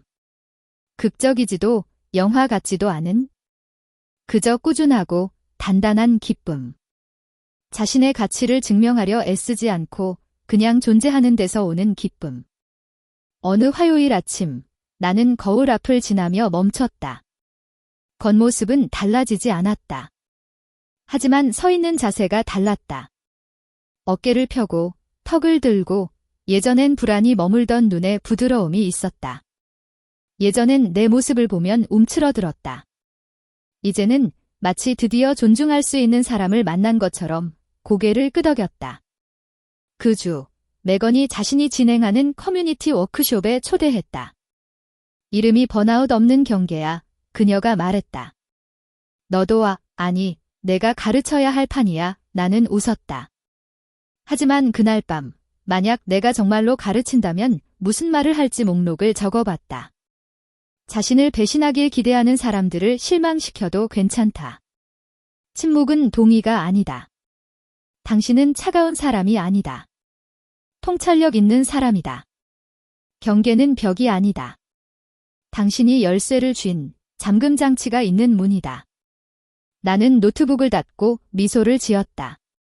언젠가는 아마도. 앨리스가 금요일 밤에 전화했다.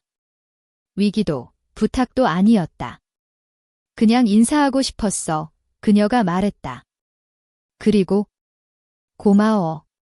날 들여보내지 않은 거 이상한 문장이었다. 하지만 나는 이해했다. 그녀는 단지 경계에 대해 고마워한 게 아니었다. 그 경계가 그녀로 하여금 마주보게 만든 거울에 대해 고마워한 것이었다.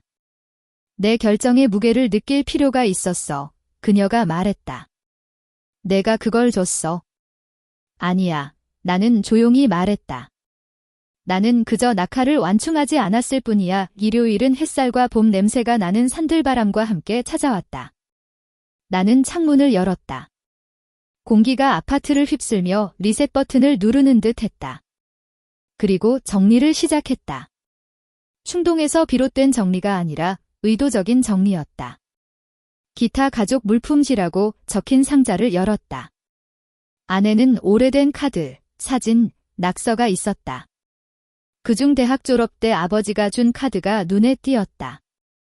내가 자랑스럽다. 내가 모든 걸 잘 해낼 줄 알았지. 예전엔 그걸 읽고 환하게 웃었다. 이제는 한숨이 나왔다. 그 문장에는 숨겨진 기대가 있었기 때문이다. 모든 걸 잘 해내라. 어떤 상황에서도. 나는 그것을 버릴 더미에 올려두었다. 그날 오후 나는 강가를 걸었다. 하늘은 옅고 물은 낮고 빠르게 흘렀다. 나는 벤치에 앉아 한 쌍의 연인이 아이를 양쪽에서 흔들며 웃으며 지나가는 것을 지켜보았다. 내가 느낀 것은 질투가 아니었다. 평온함이었다. 처음으로 나는 뒤처졌다는 느낌이 들지 않았다. 어떤 이정표나 인정에 쫓기듯 달리지 않았다. 누군가에게 선택받기를 기다리지 않았다. 이미 나 자신을 선택했으니까? 나중에 작은 인쇄소 앞을 지나다가 창문에 붙은 표지판을 보았다. 당신만의 이야기를 디자인하세요. 나는 멈췄다. 유리창에 비친 내 모습을 바라보았다. 그리고 속삭였다. 나는 이미 그렇게 하고 있어. 그날 저녁 이선에게 메시지가 왔다. 단체 채팅방이 다시 살아난대. 엄마가 여름 여행을 계획하고 싶대. 너도 갈래? 나는 그 메시지를 바라봤다. 그리고 답장을 보냈다. 아직은 아니야. 그래도 물어봐줘서 고마워. 10분 뒤에 답장이 왔다. 그럴 수 있지? 참고로 엄마가 나한테 물어보라고 했어. 이번엔 아무런 가정도 없어. 사소한 일이었지만 달랐다. 저녁을 먹고 나는 거실 바닥에 앉아 펜과 빈 종이를 꺼냈다. 맨 위에 이렇게 썼다. 재정의. 가족 내 자녀를 존중하는 사람들. 사랑 증인과 함께하는 자유. 지지 들어주는 도움. 강인함 침묵 대신 불편함을 선택하는 것. 친절 품위 있게 전하는 진실. 독립 부재가 아니라 의도. 맨 아래에는 이렇게 썼다. 너는 누구에게도 내 평온을 허락할 의무가 없다. 특히 혼란을 만든 이들에게는 더더욱. 나는 그 종이를 냉장고의 자석으로 붙였다. 손님을 위한 게 아니었다. 나를 위한 것이었다. 상기, 방패, 약속. 내가 지키는 삶이 결국 너를 지키는 삶이 된다. 2월은 내가 숨을 참고 있다는 걸 모를 만큼 천천히 찾아왔다. 일상, 일, 심부름, 장보기는 크게 달라지지 않았지만 하루의 질이 달라졌다. 소음 사이에 더 많은 공간이 생겼다. 선택 사이에 더 많은 고요가 있었다. 나는 더 이상 내 달력을 견디지 않았다. 나는 그것을 가꾸고 있었다. 어느 날 아침, 나는 매건과 브런치를 했다. 그녀는 오믈렛을 반쯤 먹다 내 쪽으로 몸을 기울였다. 너는 이게 얼마나 드문 일인지 모를 거야? 뭐가? 내가 물었다. 이거, 그녀가 나를 가리켰다. 악순환을 끊으면서도 그걸 과시하지 않는 사람. 분노하지도, 다리, 관계, 도 태우지 않았지. 그냥 고속도로를 새로 낸 거야? 나는 웃었지만 그녀의 말이 가슴에 따뜻하게 내려앉는 걸 느꼈다. 아마도 남의 기대를 실어 나르는 수단이 되는 게 지겨웠던 것 같아. 그녀는 내 머그잔에 자기 커피잔을 부딪혔다. 길의 주인이 된 것을 위하여 그녀가 말했다. 다시는 열쇠를 넘기지 않기를 내가 답했다. 그 주 후반 앨리스에게 전화가 왔다. 이번에는 목소리가 떨렸다. 나 좀 가도 돼? 그녀가 물었다. 물론이지. 10분 뒤 그녀는 내 소파에 앉아 있었다. 창백한 얼굴, 붉게 물든 눈. 나 망쳤어. 그녀가 속삭였다. 나는 아무 말도 하지 않았다. 그저 기다렸다. 너무 많은 걸 떠맡았어. 그녀가 인정했다. 벽화 프로젝트 3개 할 수 있을 거라 생각했어? 뭔가 증명하려고 했는데 지금은 버티지 못하겠어. 나는 그녀의 손을 잡으려 했다. 그녀는 움찔했지만 이내 내 손을 잡게 했다. 너처럼 되고 싶었어. 그녀가 말했다. 강하고 경계가 분명하고 흔들림 없는. 근데 아직은 아니야? 너는 나일 필요 없어. 내가 말했다. 그저 괜찮지 않을 때 괜찮은 척을 멈추면 돼. 우리는 몇 시간 동안 이야기를 나눴다. 해결하려고가 아니라 그저 느끼기 위해서. 그리고 그녀가 떠날 때 그 어느 때보다 꼭 안아주었다. 마침내 무언가를 이해한 듯이. 강인함은 얼마나 많이 버틸 수 있는지가 아니라 언제 내려놓아야 하는지 아는 것임을. 다음 날 어머니에게 이메일이 왔다. 오늘 아침에 앨리스를 만났어. 무슨 일이 있었는지 들었어. 나도 천천히 배우고 있다는 걸 말하고 싶어. 작은 부분에서라도 그게 드러나길 바란다. 정말 그랬다. 나는 바로 답장하지 않았지만 언젠가는 하게 될 거라는 걸 알았다. 내 방식대로. 왜냐하면 새로운 나는 즉각적으로 반응하지 않았다. 평온을 지키는데 도움이 될 때만 응답했다. 그 주말 나는 내 아파트에서 저녁 식사를 주최했다. 가족을 위한 것이 아니었다. 나를 위한 것이었다. 매건이 왔다.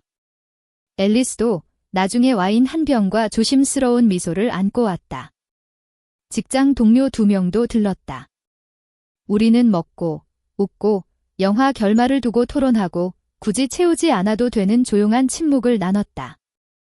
어느 순간 앨리스가 복도에 서서 내 책장을 바라봤다. 이 모든 걸 내가 세웠구나, 그녀가 말했다.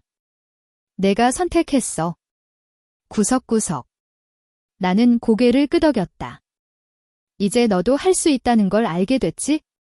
그녀는 고개를 숙였다. 아마도 그 생각이 완전히 와 닿은 적은 없었던 듯 했다. 그리고 다시 나를 바라봤다. 이젠 누가 날 구해주길 바라지 않아. 그녀가 속삭였다. 다시 일어선 소녀로 기억되고 싶어. 스스로 해낸 사람으로. 넌 이미 그 길 위에 있어? 모두가 떠난 후 나는 천천히 아파트를 걸으며 촛불을 끄고 접시를 싱크대에 넣고 쿠션을 다듬었다. 그 고요함은 외로움이 아니었다. 그것은 내 것이었다. 노력해서 얻은 듯한 고요함. 나는 일기장에 앉아 새 글을 썼다. 내가 변했다는 걸 아는 방법. 명확함이 주어지지 않을 때 더 이상 집착하지 않는다.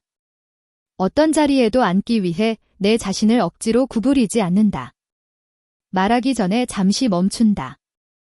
두려움이 아니라 힘에서 비롯된 것이다. 이것이 내 평화를 해치는가? 라고 스스로에게 묻는다. 내 다니오에 대해 설명하지 않는다. 양쪽에서 문이 열리길 기다린다. 내가 믿을 수 있는 출구가 있는 방을 만든다. 맨 아래에는 이렇게 썼다.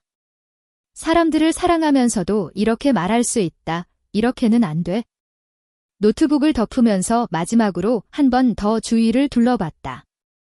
침입도, 협상도, 처음부터 그들의 것이 아니었던 것을 가져가는 사람도 없었다. 오직 레나 하트웰. 32. 나무 바닥 위로 비치는 부드러운 빛 잠기는 문에 더 이상 박수를 위해 자신을 구부리지 않는 영혼. 흔들리지 않으려면 시끄러울 필요는 없다. 3월은 질문처럼 부드러운 비, 이른 꽃, 그리고 미묘한 변화의 기운과 함께 찾아왔다. 그 문장을 처음 들은 지 거의 1년이 다 되어가고 있었다. 그 문장이 내 안에 불을 붙였다. 내 여동생이라면 내 아파트에 살 거야. 그리고 지금 나는 여기 있다. 같은 주소. 같은 평수. 하지만 이제는 알아볼 수 없을 만큼 내 삶이다. 나는 이달 첫 주말을 대청소에 썼다. 의무감이 아니라 의도를 가지고. 걸레로 몰딩 구석을 닦고 서랍을 정리하고 창문을 열어 레몬 오일과 신선한 공기가 자유롭게 흘러들도록 했다. 오래된 퀼트를 개다가 린넨 사이에 끼워진 쪽지를 발견했다. 앨리스의 글씨였다. 발에 있었다. 내가 조용할 때 난 내가 그리워. 벌받는 기분이야. 받은 기억은 없었다. 하지만 지금 읽으면서 아픈 깨달음이 찾아왔다. 그녀는 침묵과 버려짐의 차이를 결코 몰랐다. 그걸 가르치는 건 내 책임이 아니었다. 하지만 아마 이제야 그녀도 배우고 있는 것 같았다. 화요일, 아버지에게 뜻밖의 문자가 왔다. 이번 금요일 점심 어때? 우리 둘이서. 내가 살게. 2번, 3번 읽었다. 아버지가 나를 단둘이 보자고 한 적은 없었다. 밥을 사겠다고 한 적도, 아무 의도 없이 초대한 적도 없었다. 그래도 망설였다. 그리고 답장했다. 좋아요. 금요일 1시. 아버지가 정하세요. 우리는 그의 사무실 근처 작은 비스트로에서 만났다. 내가 도착했을 때 그는 이미 자리에 앉아 있었고 메뉴를 들고 넥타이는 약간 느슨했다. 주문을 했다. 그리고 그는 내 눈을 똑바로 바라보며 뜻밖의 말을 했다. 미안하다. 그것뿐이었다. 변명도, 조건도, 회피도 없었다. 난 너를 보지 못했어. 그가 덧붙였다. 진짜로는 아니었지? 내가 기대했던 것, 내가 당연하게 여겼던 것만 봤어. 그게 자랑스럽지 않아? 나는 숨을 참았다. 천천히 내쉬었다. 예전엔 내가 아버지를 실망시키면 실패한 거라고 생각했어요. 그는 고개를 숙였다. 내가 그 기준을 정했지? 후회한다. 나는 물을 한 모금 마셨다.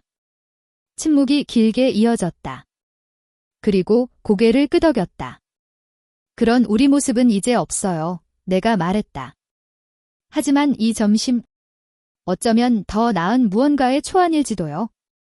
그날 오후 집에 돌아와서 예전처럼 가족과의 만남 후 감정적으로 탈진하지 않았다. 오히려 깨끗한 느낌이었다. 뭔가가 마침내 풀린 것 같았다. 모든 게 괜찮아진 건 아니지만 더 유용한 일이 일어났다. 공간이 생겼다. 그 주 일요일, 앨리스가 갤러리 오프닝에 나를 초대했다. 그녀의 벽화 의뢰인이 주최하는 행사였다. 내가 완성한 걸 내가 봤으면 해, 그녀가 말했다. 그래서 갔다. 갤러리는 작았고 동네 사람들이 싸구려 와인을 홀짝이며 수근거렸다. 그리고 저 멀리 벽에 그녀의 작품이 있었다. 방 안에 혼자 서 있는 여성의 광활한 풍경화. 공간의 모든 물건이 그녀를 향해 있었다. 그녀는 웃고 있지 않았다. 하지만 부서진 것도 아니었다. 그 고요함 속에 존재감이 있었다. 나는 더 가까이 다가갔다. 아래 구석에 그녀의 서명. 그리고 제목, 자신으로 채워진. 앨리스가 내 옆에 다가와 나와 벽화를 번갈아 바라봤다. 나는 그녀를 아기로 그렸어. 그녀가 말했다. 나는 한쪽 눈썹을 올렸다. 다들 누구를 위해 그리는 거냐고 계속 물었거든. 남자친구. 의뢰인. 난 자무도 아니야? 그녀는 팔지 않아라고 했어? 나는 미소 지었다. 그게 유일하게 가치 있는 여성이 되는 길이야. 그녀가 나를 바라봤다. 내가 그녀를 함께 만들어줬어. 그날 밤 나는 초 하나를 켜고 천장 조명을 껐다. 아파트는 희미하고 금빛으로 빛났다. 레드와인 한 잔을 따라 소파에 앉아 노트북을 열었다. 페이지 맨 위에 썼다. 뒤로 굽히지 않는 용서. 사과를 받아들이는 것이 상처를 잊는다는 뜻은 아니다. 진전은 완벽이 아니다. 공간을 지키면서도 선을 지킬 수 있다. 신뢰는 한 번에 쏟아지는 것이 아니라 한 스푼씩 돌아온다. 평화는 항상 상호적이지 않을 수 있다.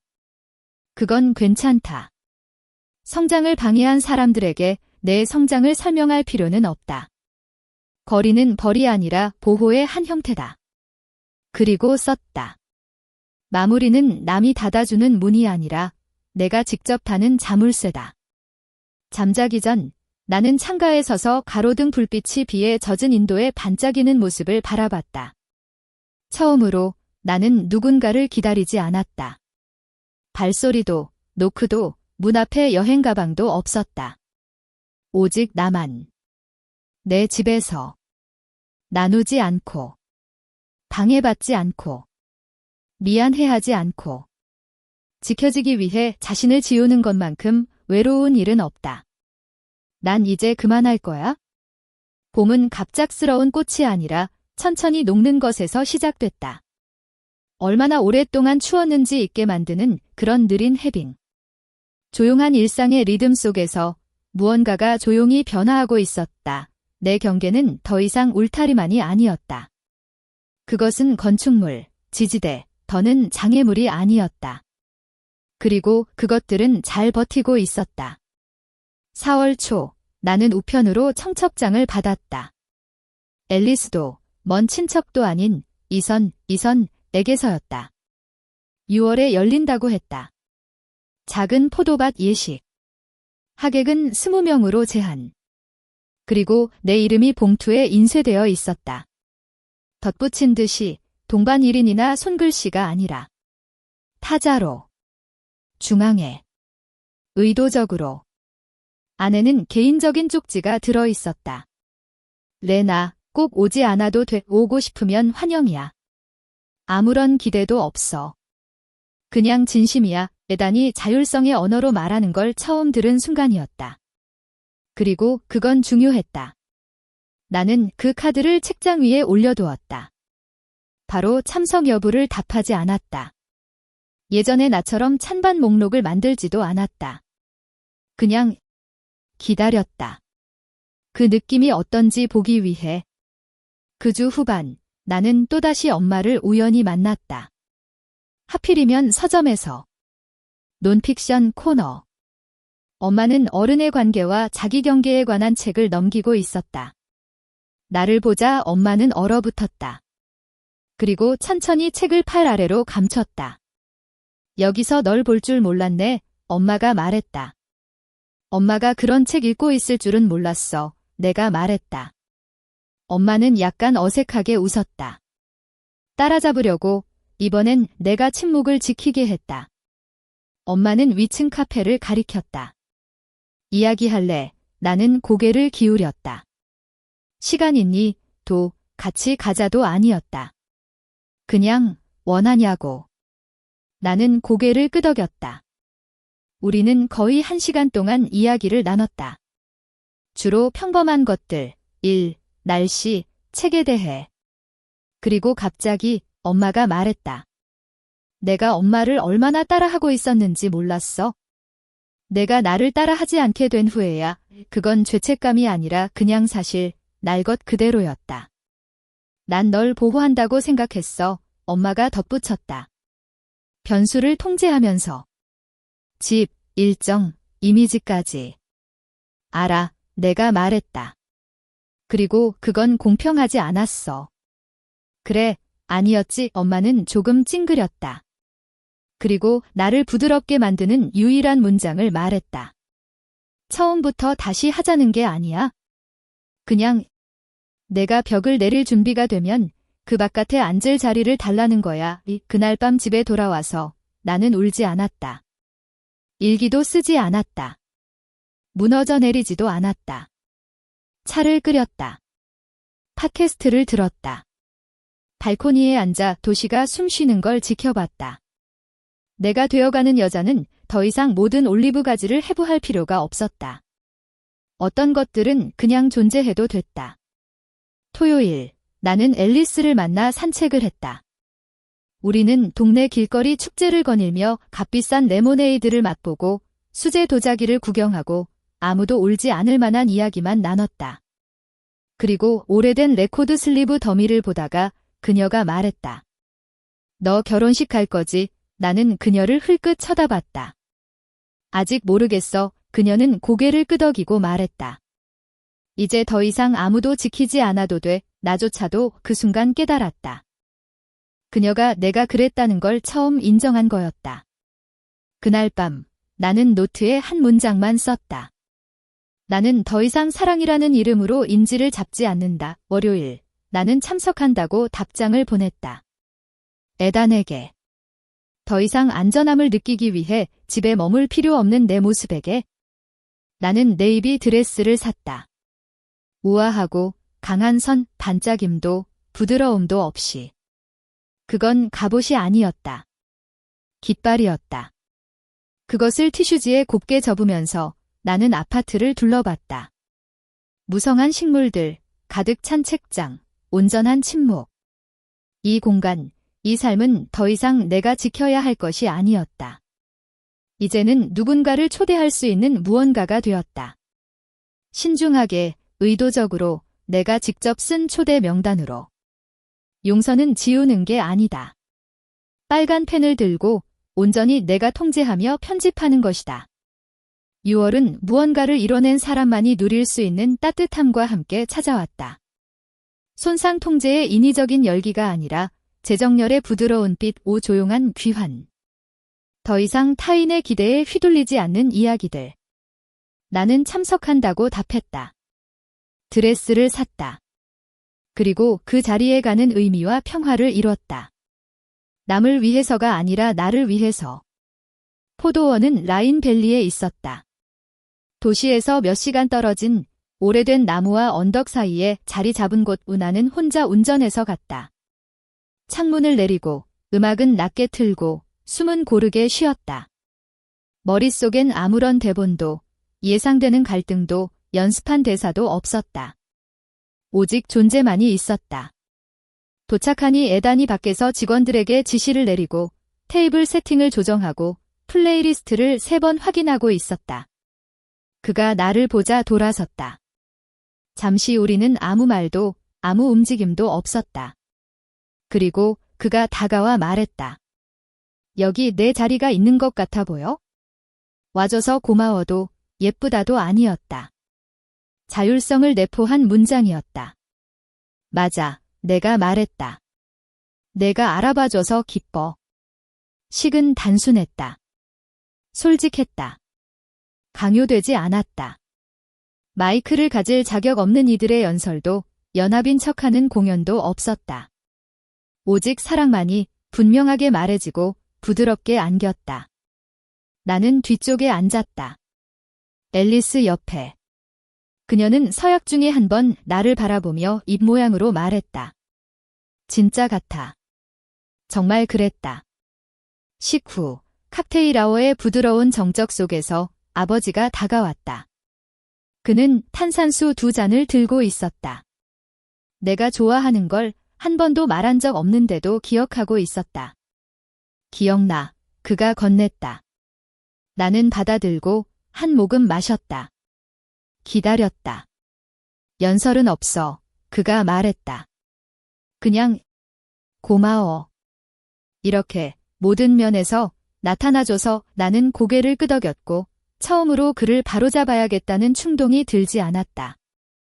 그도 역시 나타나 준 거였다. 늦었을지라도 어쨌든. 에단은 해질 무력 건배를 했다. 부모님께 감사하지도 전통을 언급하지도 않았다. 그는 선택에 대해 말했다. 사랑은 당연한 게 아니야, 그가 말했다. 선택하는 거고 지키는 거고 때때로 다시 정의하는 거지. 그는 잔을 들고 나를 똑바로 바라보며 말했다. 자기 자신을 선택했기에 마침내 더 잘 타인을 선택할 수 있게 된 사람들에게 나는 울지 않았다. 하지만 내 안에 무언가가 부드러워졌다. 오랜 열기 끝에 식어가는 금속처럼. 이후 앨리스와 나는 리셉션에서 멀리 떨어져 맨발로 잔디밭을 걷고 손에 쥔 와인잔은 입도 대지 않은 채 나무에 기대어 머리 위에 줄전구를 바라봤다. 있잖아, 그녀가 말했다. 난 내가 가족을 떠났다고 생각했었어. 그냥 걸어나간 줄 알았지? 나는 떠난 게 아니야, 내가 말했다. 나는 이제 더 이상 아무도 존중하지 않는 내 일부를 내어주지 않기로 했어. 그녀는 천천히 고개를 끄덕였다. 그리고 내가 예상치 못한 질문을 했다. 다시 돌아올 생각 있어. 나는 그녀를 바라보았다. 돌아온다는 게 뭘 의미해? 추수감사절, 생일, 단체 문자, 평소처럼 나는 잠시 생각했다. 그리고 말했다. 식탁엔 앉을 수 있겠지만 같은 자리에 앉진 않을 거야. 다음 날 아침 집에 돌아왔을 때 내 아파트는 달라 보였다. 더 작아진 것도 더 비워진 것도 아니었다. 하지만 의도가 느껴졌다. 마치 이 공간의 목적을 확인한 듯 했다. 여기는 내가 도망쳐 들어오는 곳이 아니었다. 내가 선택한 곳이었다. 매일, 매 순간마다. 그날 오후 나는 글을 썼다. 단 한 문장을 여러 방식으로 반복해서 내가 받지 못한 사랑을 슬퍼하면서도 지금은 더 적은 것을 받아들이길 거부할 수 있다. 그리고 너는 부드럽지 않으면서도 친절할 수 있다. 또 너는 문을 열 수 있지만 자물쇠를 지울 필요는 없다. 그날 저녁 소포 하나가 도착했다. 발신인은 없었다. 앞면에는 작은 봉투가 테이프로 붙어 있었다. 레나에게 마침내 이해하게 된 누군가로부터. 안에는 액자에 담긴 그림이 있었다. 텅 빈 방 한가운데에 놓인 우아하고 낡았지만 견고한 단 하나의 의자 그림이었다. 뒷면에는 손글씨로 이렇게 적혀 있었다. 어떤 왕좌는 고독 속에서 만들어진다. 나는 그것을 책장에 놓았다. 7살 때 내 사진 옆에. 언제나 자기만의 세계를 만들던 그 소녀. 다시는 그것을 내어주지 않은 그 여인. 집이란 그들이 널 반기는 곳이 아니라 내가 허락을 구할 필요 없는 곳이다. 7월이 다가오자 폭염과 함께 모든 결정이 더 크게 울려 퍼지는 듯한 고요함이 찾아왔다. 무너지고 있어서가 아니라 무너지지 않고 있었기 때문이다. 그리고 무너지지 않을 때 그 자리에 조용히 쌓아온 것들을 비로소 알게 된다. 7월 4일 나는 가족 모임에 가지 않았다. 별다른 알림도 갈등도 연기도 없이 그냥 가지 않았다. 그리고 아무도 왜 안 왔는지 묻는 전화조차 하지 않았다. 그게 어쩐지 어떤 극적인 대립보다 더 완전한 마무리처럼 느껴졌다. 대신 나는 집에 남아 작은 발코니에서 구운 채소를 만들고 멀리서 터지는 불꽃놀이 소리를 들었다. 매번 터질 때마다 이렇게 생각했다. 소음이 있다고 해서 존재가 있는 건 아니고 침묵이 있다고 해서 부재가 있는 것도 아니다. 그 주 후반 나는 몇 달 전 내 문 앞에서 부모님을 막아섰던 이웃 달튼 부인을 우연히 만났다. 앨리스의 이사 나를 지켜봤던 그 분이다. 그녀는 강아지를 산책시키며 슬리퍼를 바닥에 조용히 두드리며 걸었다. 어머, 아직도 내 거구나. 그녀가 햇빛에 눈을 가늘게 뜨며 말했다. 나는 미소 지었다. 원래 내 거였어요. 그녀가 고개를 끄덕였다. 남는 게 쉽지 않은데 잘했구나. 대부분은 좋은 일이 시작되기도 전에 포기하지. 나는 대답하지 않았다. 그럴 필요가 없었다. 그날 밤 나는 새 일기장을 꺼냈다. 깨끗한 페이지, 줄도 없는? 맨 위에 이렇게 썼다. 배신 이후 내가 배운 것들 그리고 목록을 적었다. 너의 희생을 당연하게 여기는 사람은 내가 살아남는 것을 원망한다. 가족을 버리지 않고도 성장할 수 있다. 가장 깊은 복수는 잘 설계된 삶이다. 경계는 관계를 망치지 않는다. 오히려 환상 위에 세워진 관계를 드러낸다. 널 오해하기로 작정한 사람에게 설명하지 마라. 마무리는 사과로 얻는 것이 아니라 자율성으로 쌓아가는 것이다. 조건 없는 친절은 이빨을 가진 명확함이다. 맨 아래에 이렇게 썼다. 그들은 자신들이 한 일을 잊을 수 있다. 나는 내가 무엇이 되었는지 기억할 것이다. 7월 중순 앨리스가 봉투를 들고 찾아왔다. 안에는 수표가 들어 있었다. 스스로 점유 작품을 팔았어. 그녀가 말했다. 수익을 나눌래? 나는 놀라서 올려다봤다. 왜? 내게 준 고통에서 그 그림을 그렸으니까? 당연한 일이지. 나는 고개를 저었다. 돈은 필요 없어. 그녀가 부드럽게 미소 지었다. 그럼 상징이라고 생각해. 치유는 가치를 만든다는 증거야? 상처에서 태어나도 나는 수표를 받았다. 돈이 아니라 그 은유를 위해서였다. 우리는 맨발로 바닥에 앉아 어린 시절처럼 레모네이드를 마셨다. 어른이 되어 무릎이 까지고도 조용한 우아함을 가진 아이들처럼. 그 사람들이 정말 변할 수 있을까? 그녀가 물었다. 나는 서두르지 않았다. 어떤 이야기는 다시 쓸 필요가 없어. 그냥 다른 화자가 필요할 뿐이야. 그녀가 천천히 고개를 끄덕였다. 내가 그 화자가 될 거라 생각한 적 있어? 매일 내가 말했다. 다만 내가 말할 수 있게 될 줄은 몰랐지? 그 주 후반 나는 몇 가지 물건, 오래된 사진첩, 편지, 어린 시절의 기념품을 상자에 담았다. 도망치려는 게 아니었다. 정리하려는 것이었다. 지움과 다듬음은 다르다. 부정과 명확함도. 그 주말 나는 바닷가로 차를 몰았다. 혼자, 의도적으로. 계획도, 전화도 없이. 맨발로 해변을 거닐었다. 파도가 내 발목을 핥았다. 진실이 억지로 들어오지 않고 참을성 있게 기다리는 듯 했다. 나는 바다에 속삭였다. 한 번도 입 밖에 내지 않았던 말들을 널 용서해. 하지만 기억해. 너를 놓아줄게. 하지만 나는 남아. 그리고 마지막으로 이제는 더 이상 화나지 않아. 하지만 돌아가진 않을 거야. 집으로 돌아오는 길, 나는 광고판 하나를 지나쳤다. 거기엔 이렇게 쓰여 있었다. 그들이 허락이 필요하다고 생각했던 공간을 다시 차지하라. 나는 소리 내어 웃었다. 어쩐지 이제 우주가 내 삶을 표절하는 것 같았다. 그날 밤 나는 침대 머리맡에 새 그림을 걸었다. 거울이었다. 허영이 아니라 반성을 위해. 매일 아침 눈을 뜰 때마다 남아 있었던 얼굴, 견뎌냈던 얼굴, 만들어냈던 얼굴을 볼 수 있도록. 그들은 내 결말을 쓰고 있다고 생각했겠지만 나는 이제 막 시작이었다. 8월은 피부에 달라붙는 더위와 그보다 더 오래 머무는 조용한 명확함을 데려왔다. 나는 모든 것이 다시 예전으로 돌아가길 기다리는 걸 멈췄다. 왜냐하면 사실 이게 이제 나의 고통이었고 훨씬 나았다. 더 쉽진 않았지만 더 자유로웠다. 어느 일요일 내 문 밑으로 편지 한 장이 들어왔다. 손글씨였다. 봉투는 없었다.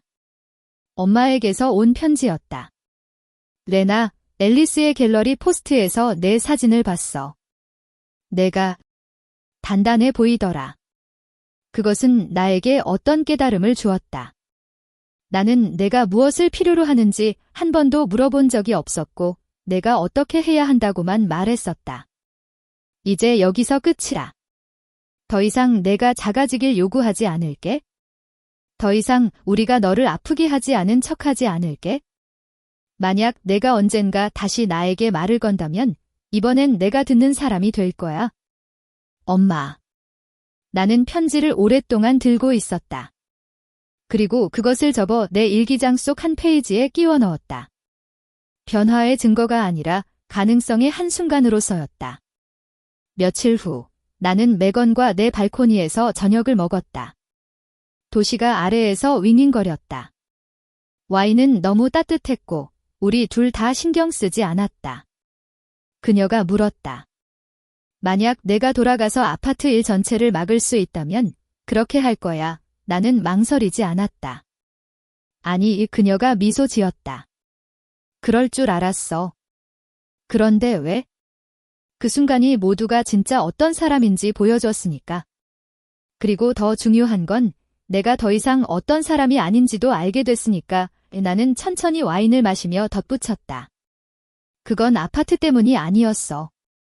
그들이 나를 희생양으로 삼는 게 얼마나 쉬운지 보여준 거였지.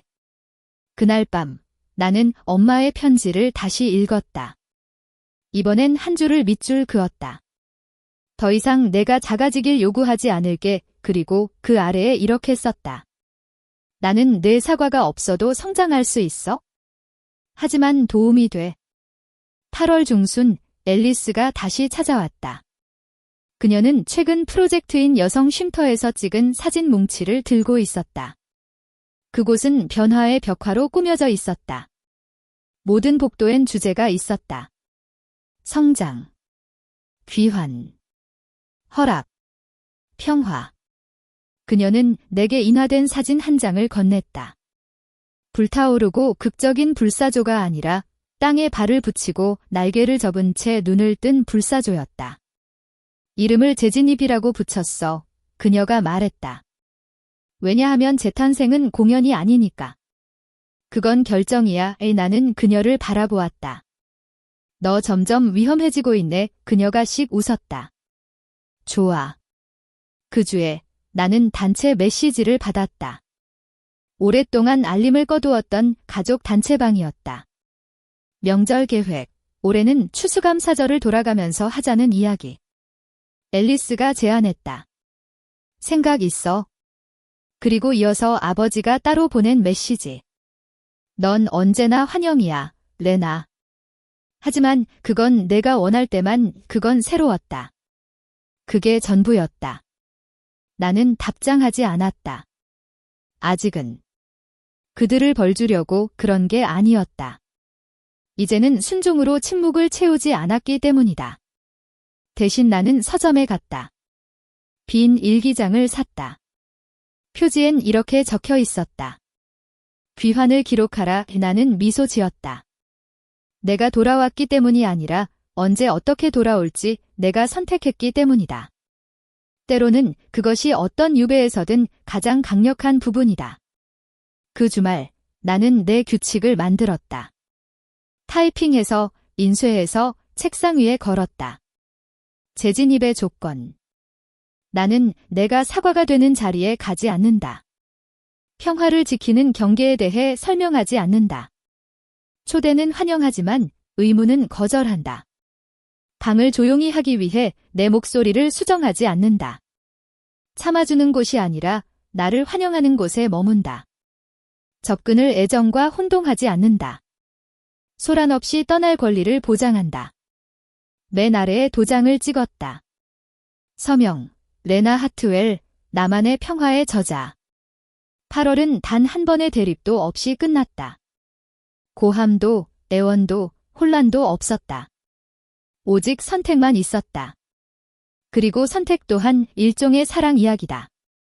매번 스스로를 선택하는 이야기. 그들이 더 이상 접근을 요구하지 않았을 때 나는 누가 들어올지 선택할 자유를 찾았다. 9월은 마른 잎과 깨끗한 마무리의 향기를 머금은 바람을 타고 흘러왔다. 모든 것이 느려졌지만 멈춘 건 아니었다. 마치 세상이 오랫동안 긴장을 참다가 한숨을 내쉰 것처럼. 그리고 처음으로 나는 반응하며 사는 것이 아니라 내가 설계한 삶을 살고 있었다. 9월 중순 이선에게서 전화가 왔다. 문자도 이메일도 아닌 진짜 전화였다. 그는 커피 한 잔 하자고 했다. 함정 아니야. 그가 농담했다. 그냥 카페인, 그리고 형제자매 휴전 대화 좀. 나는 망설였다. 또다시 기습당할까 봐서가 아니라 내 삶이 너무 평화로워져서 누가 들어올지 신중히 따져야 했기 때문이다. 그래도 나는 수락했다. 우리는 내가 예전엔 피했던 곳에서 만났다. 리즈웨이에 있는 카페, 앨리스와 내가 너무 크게 다퉈서 바리스타가 말렸던 곳도 하지만 이제는 두 번째 기회와 탄 커피 냄새가 났다. 나는 구석자리에 앉아 등을 벽에 대고 예전 습관대로 자리를 잡았다.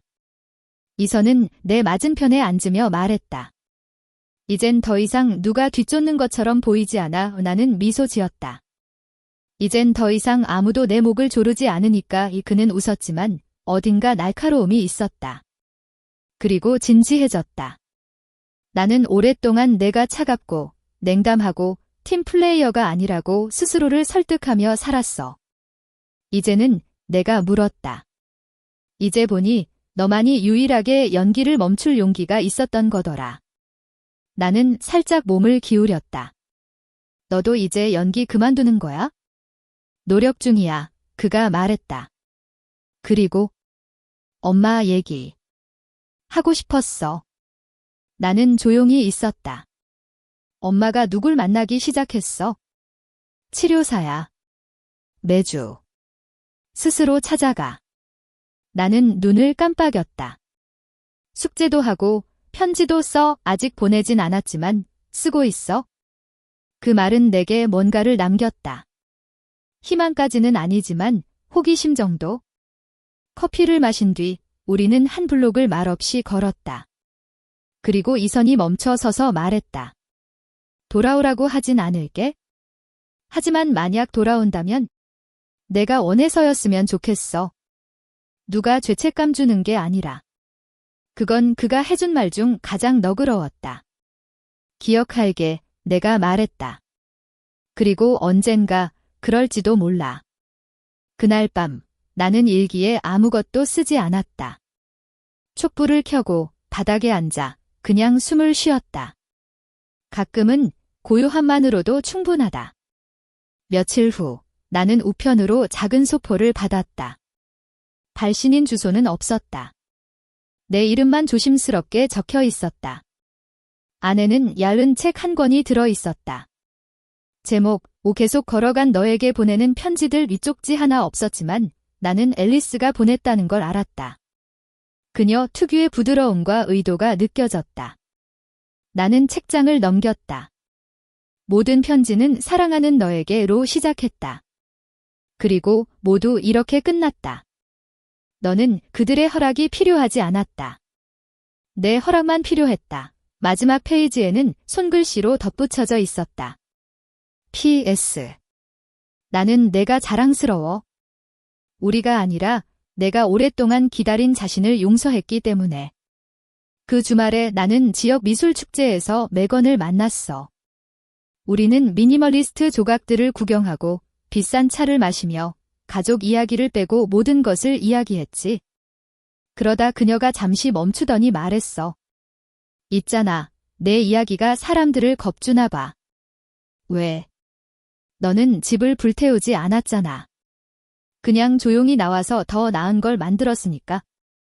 나는 웃었어. 그리고 말했지? 조용히 떠나는 건 비명보다 더 오래 메아리 친다는 게 그렇지.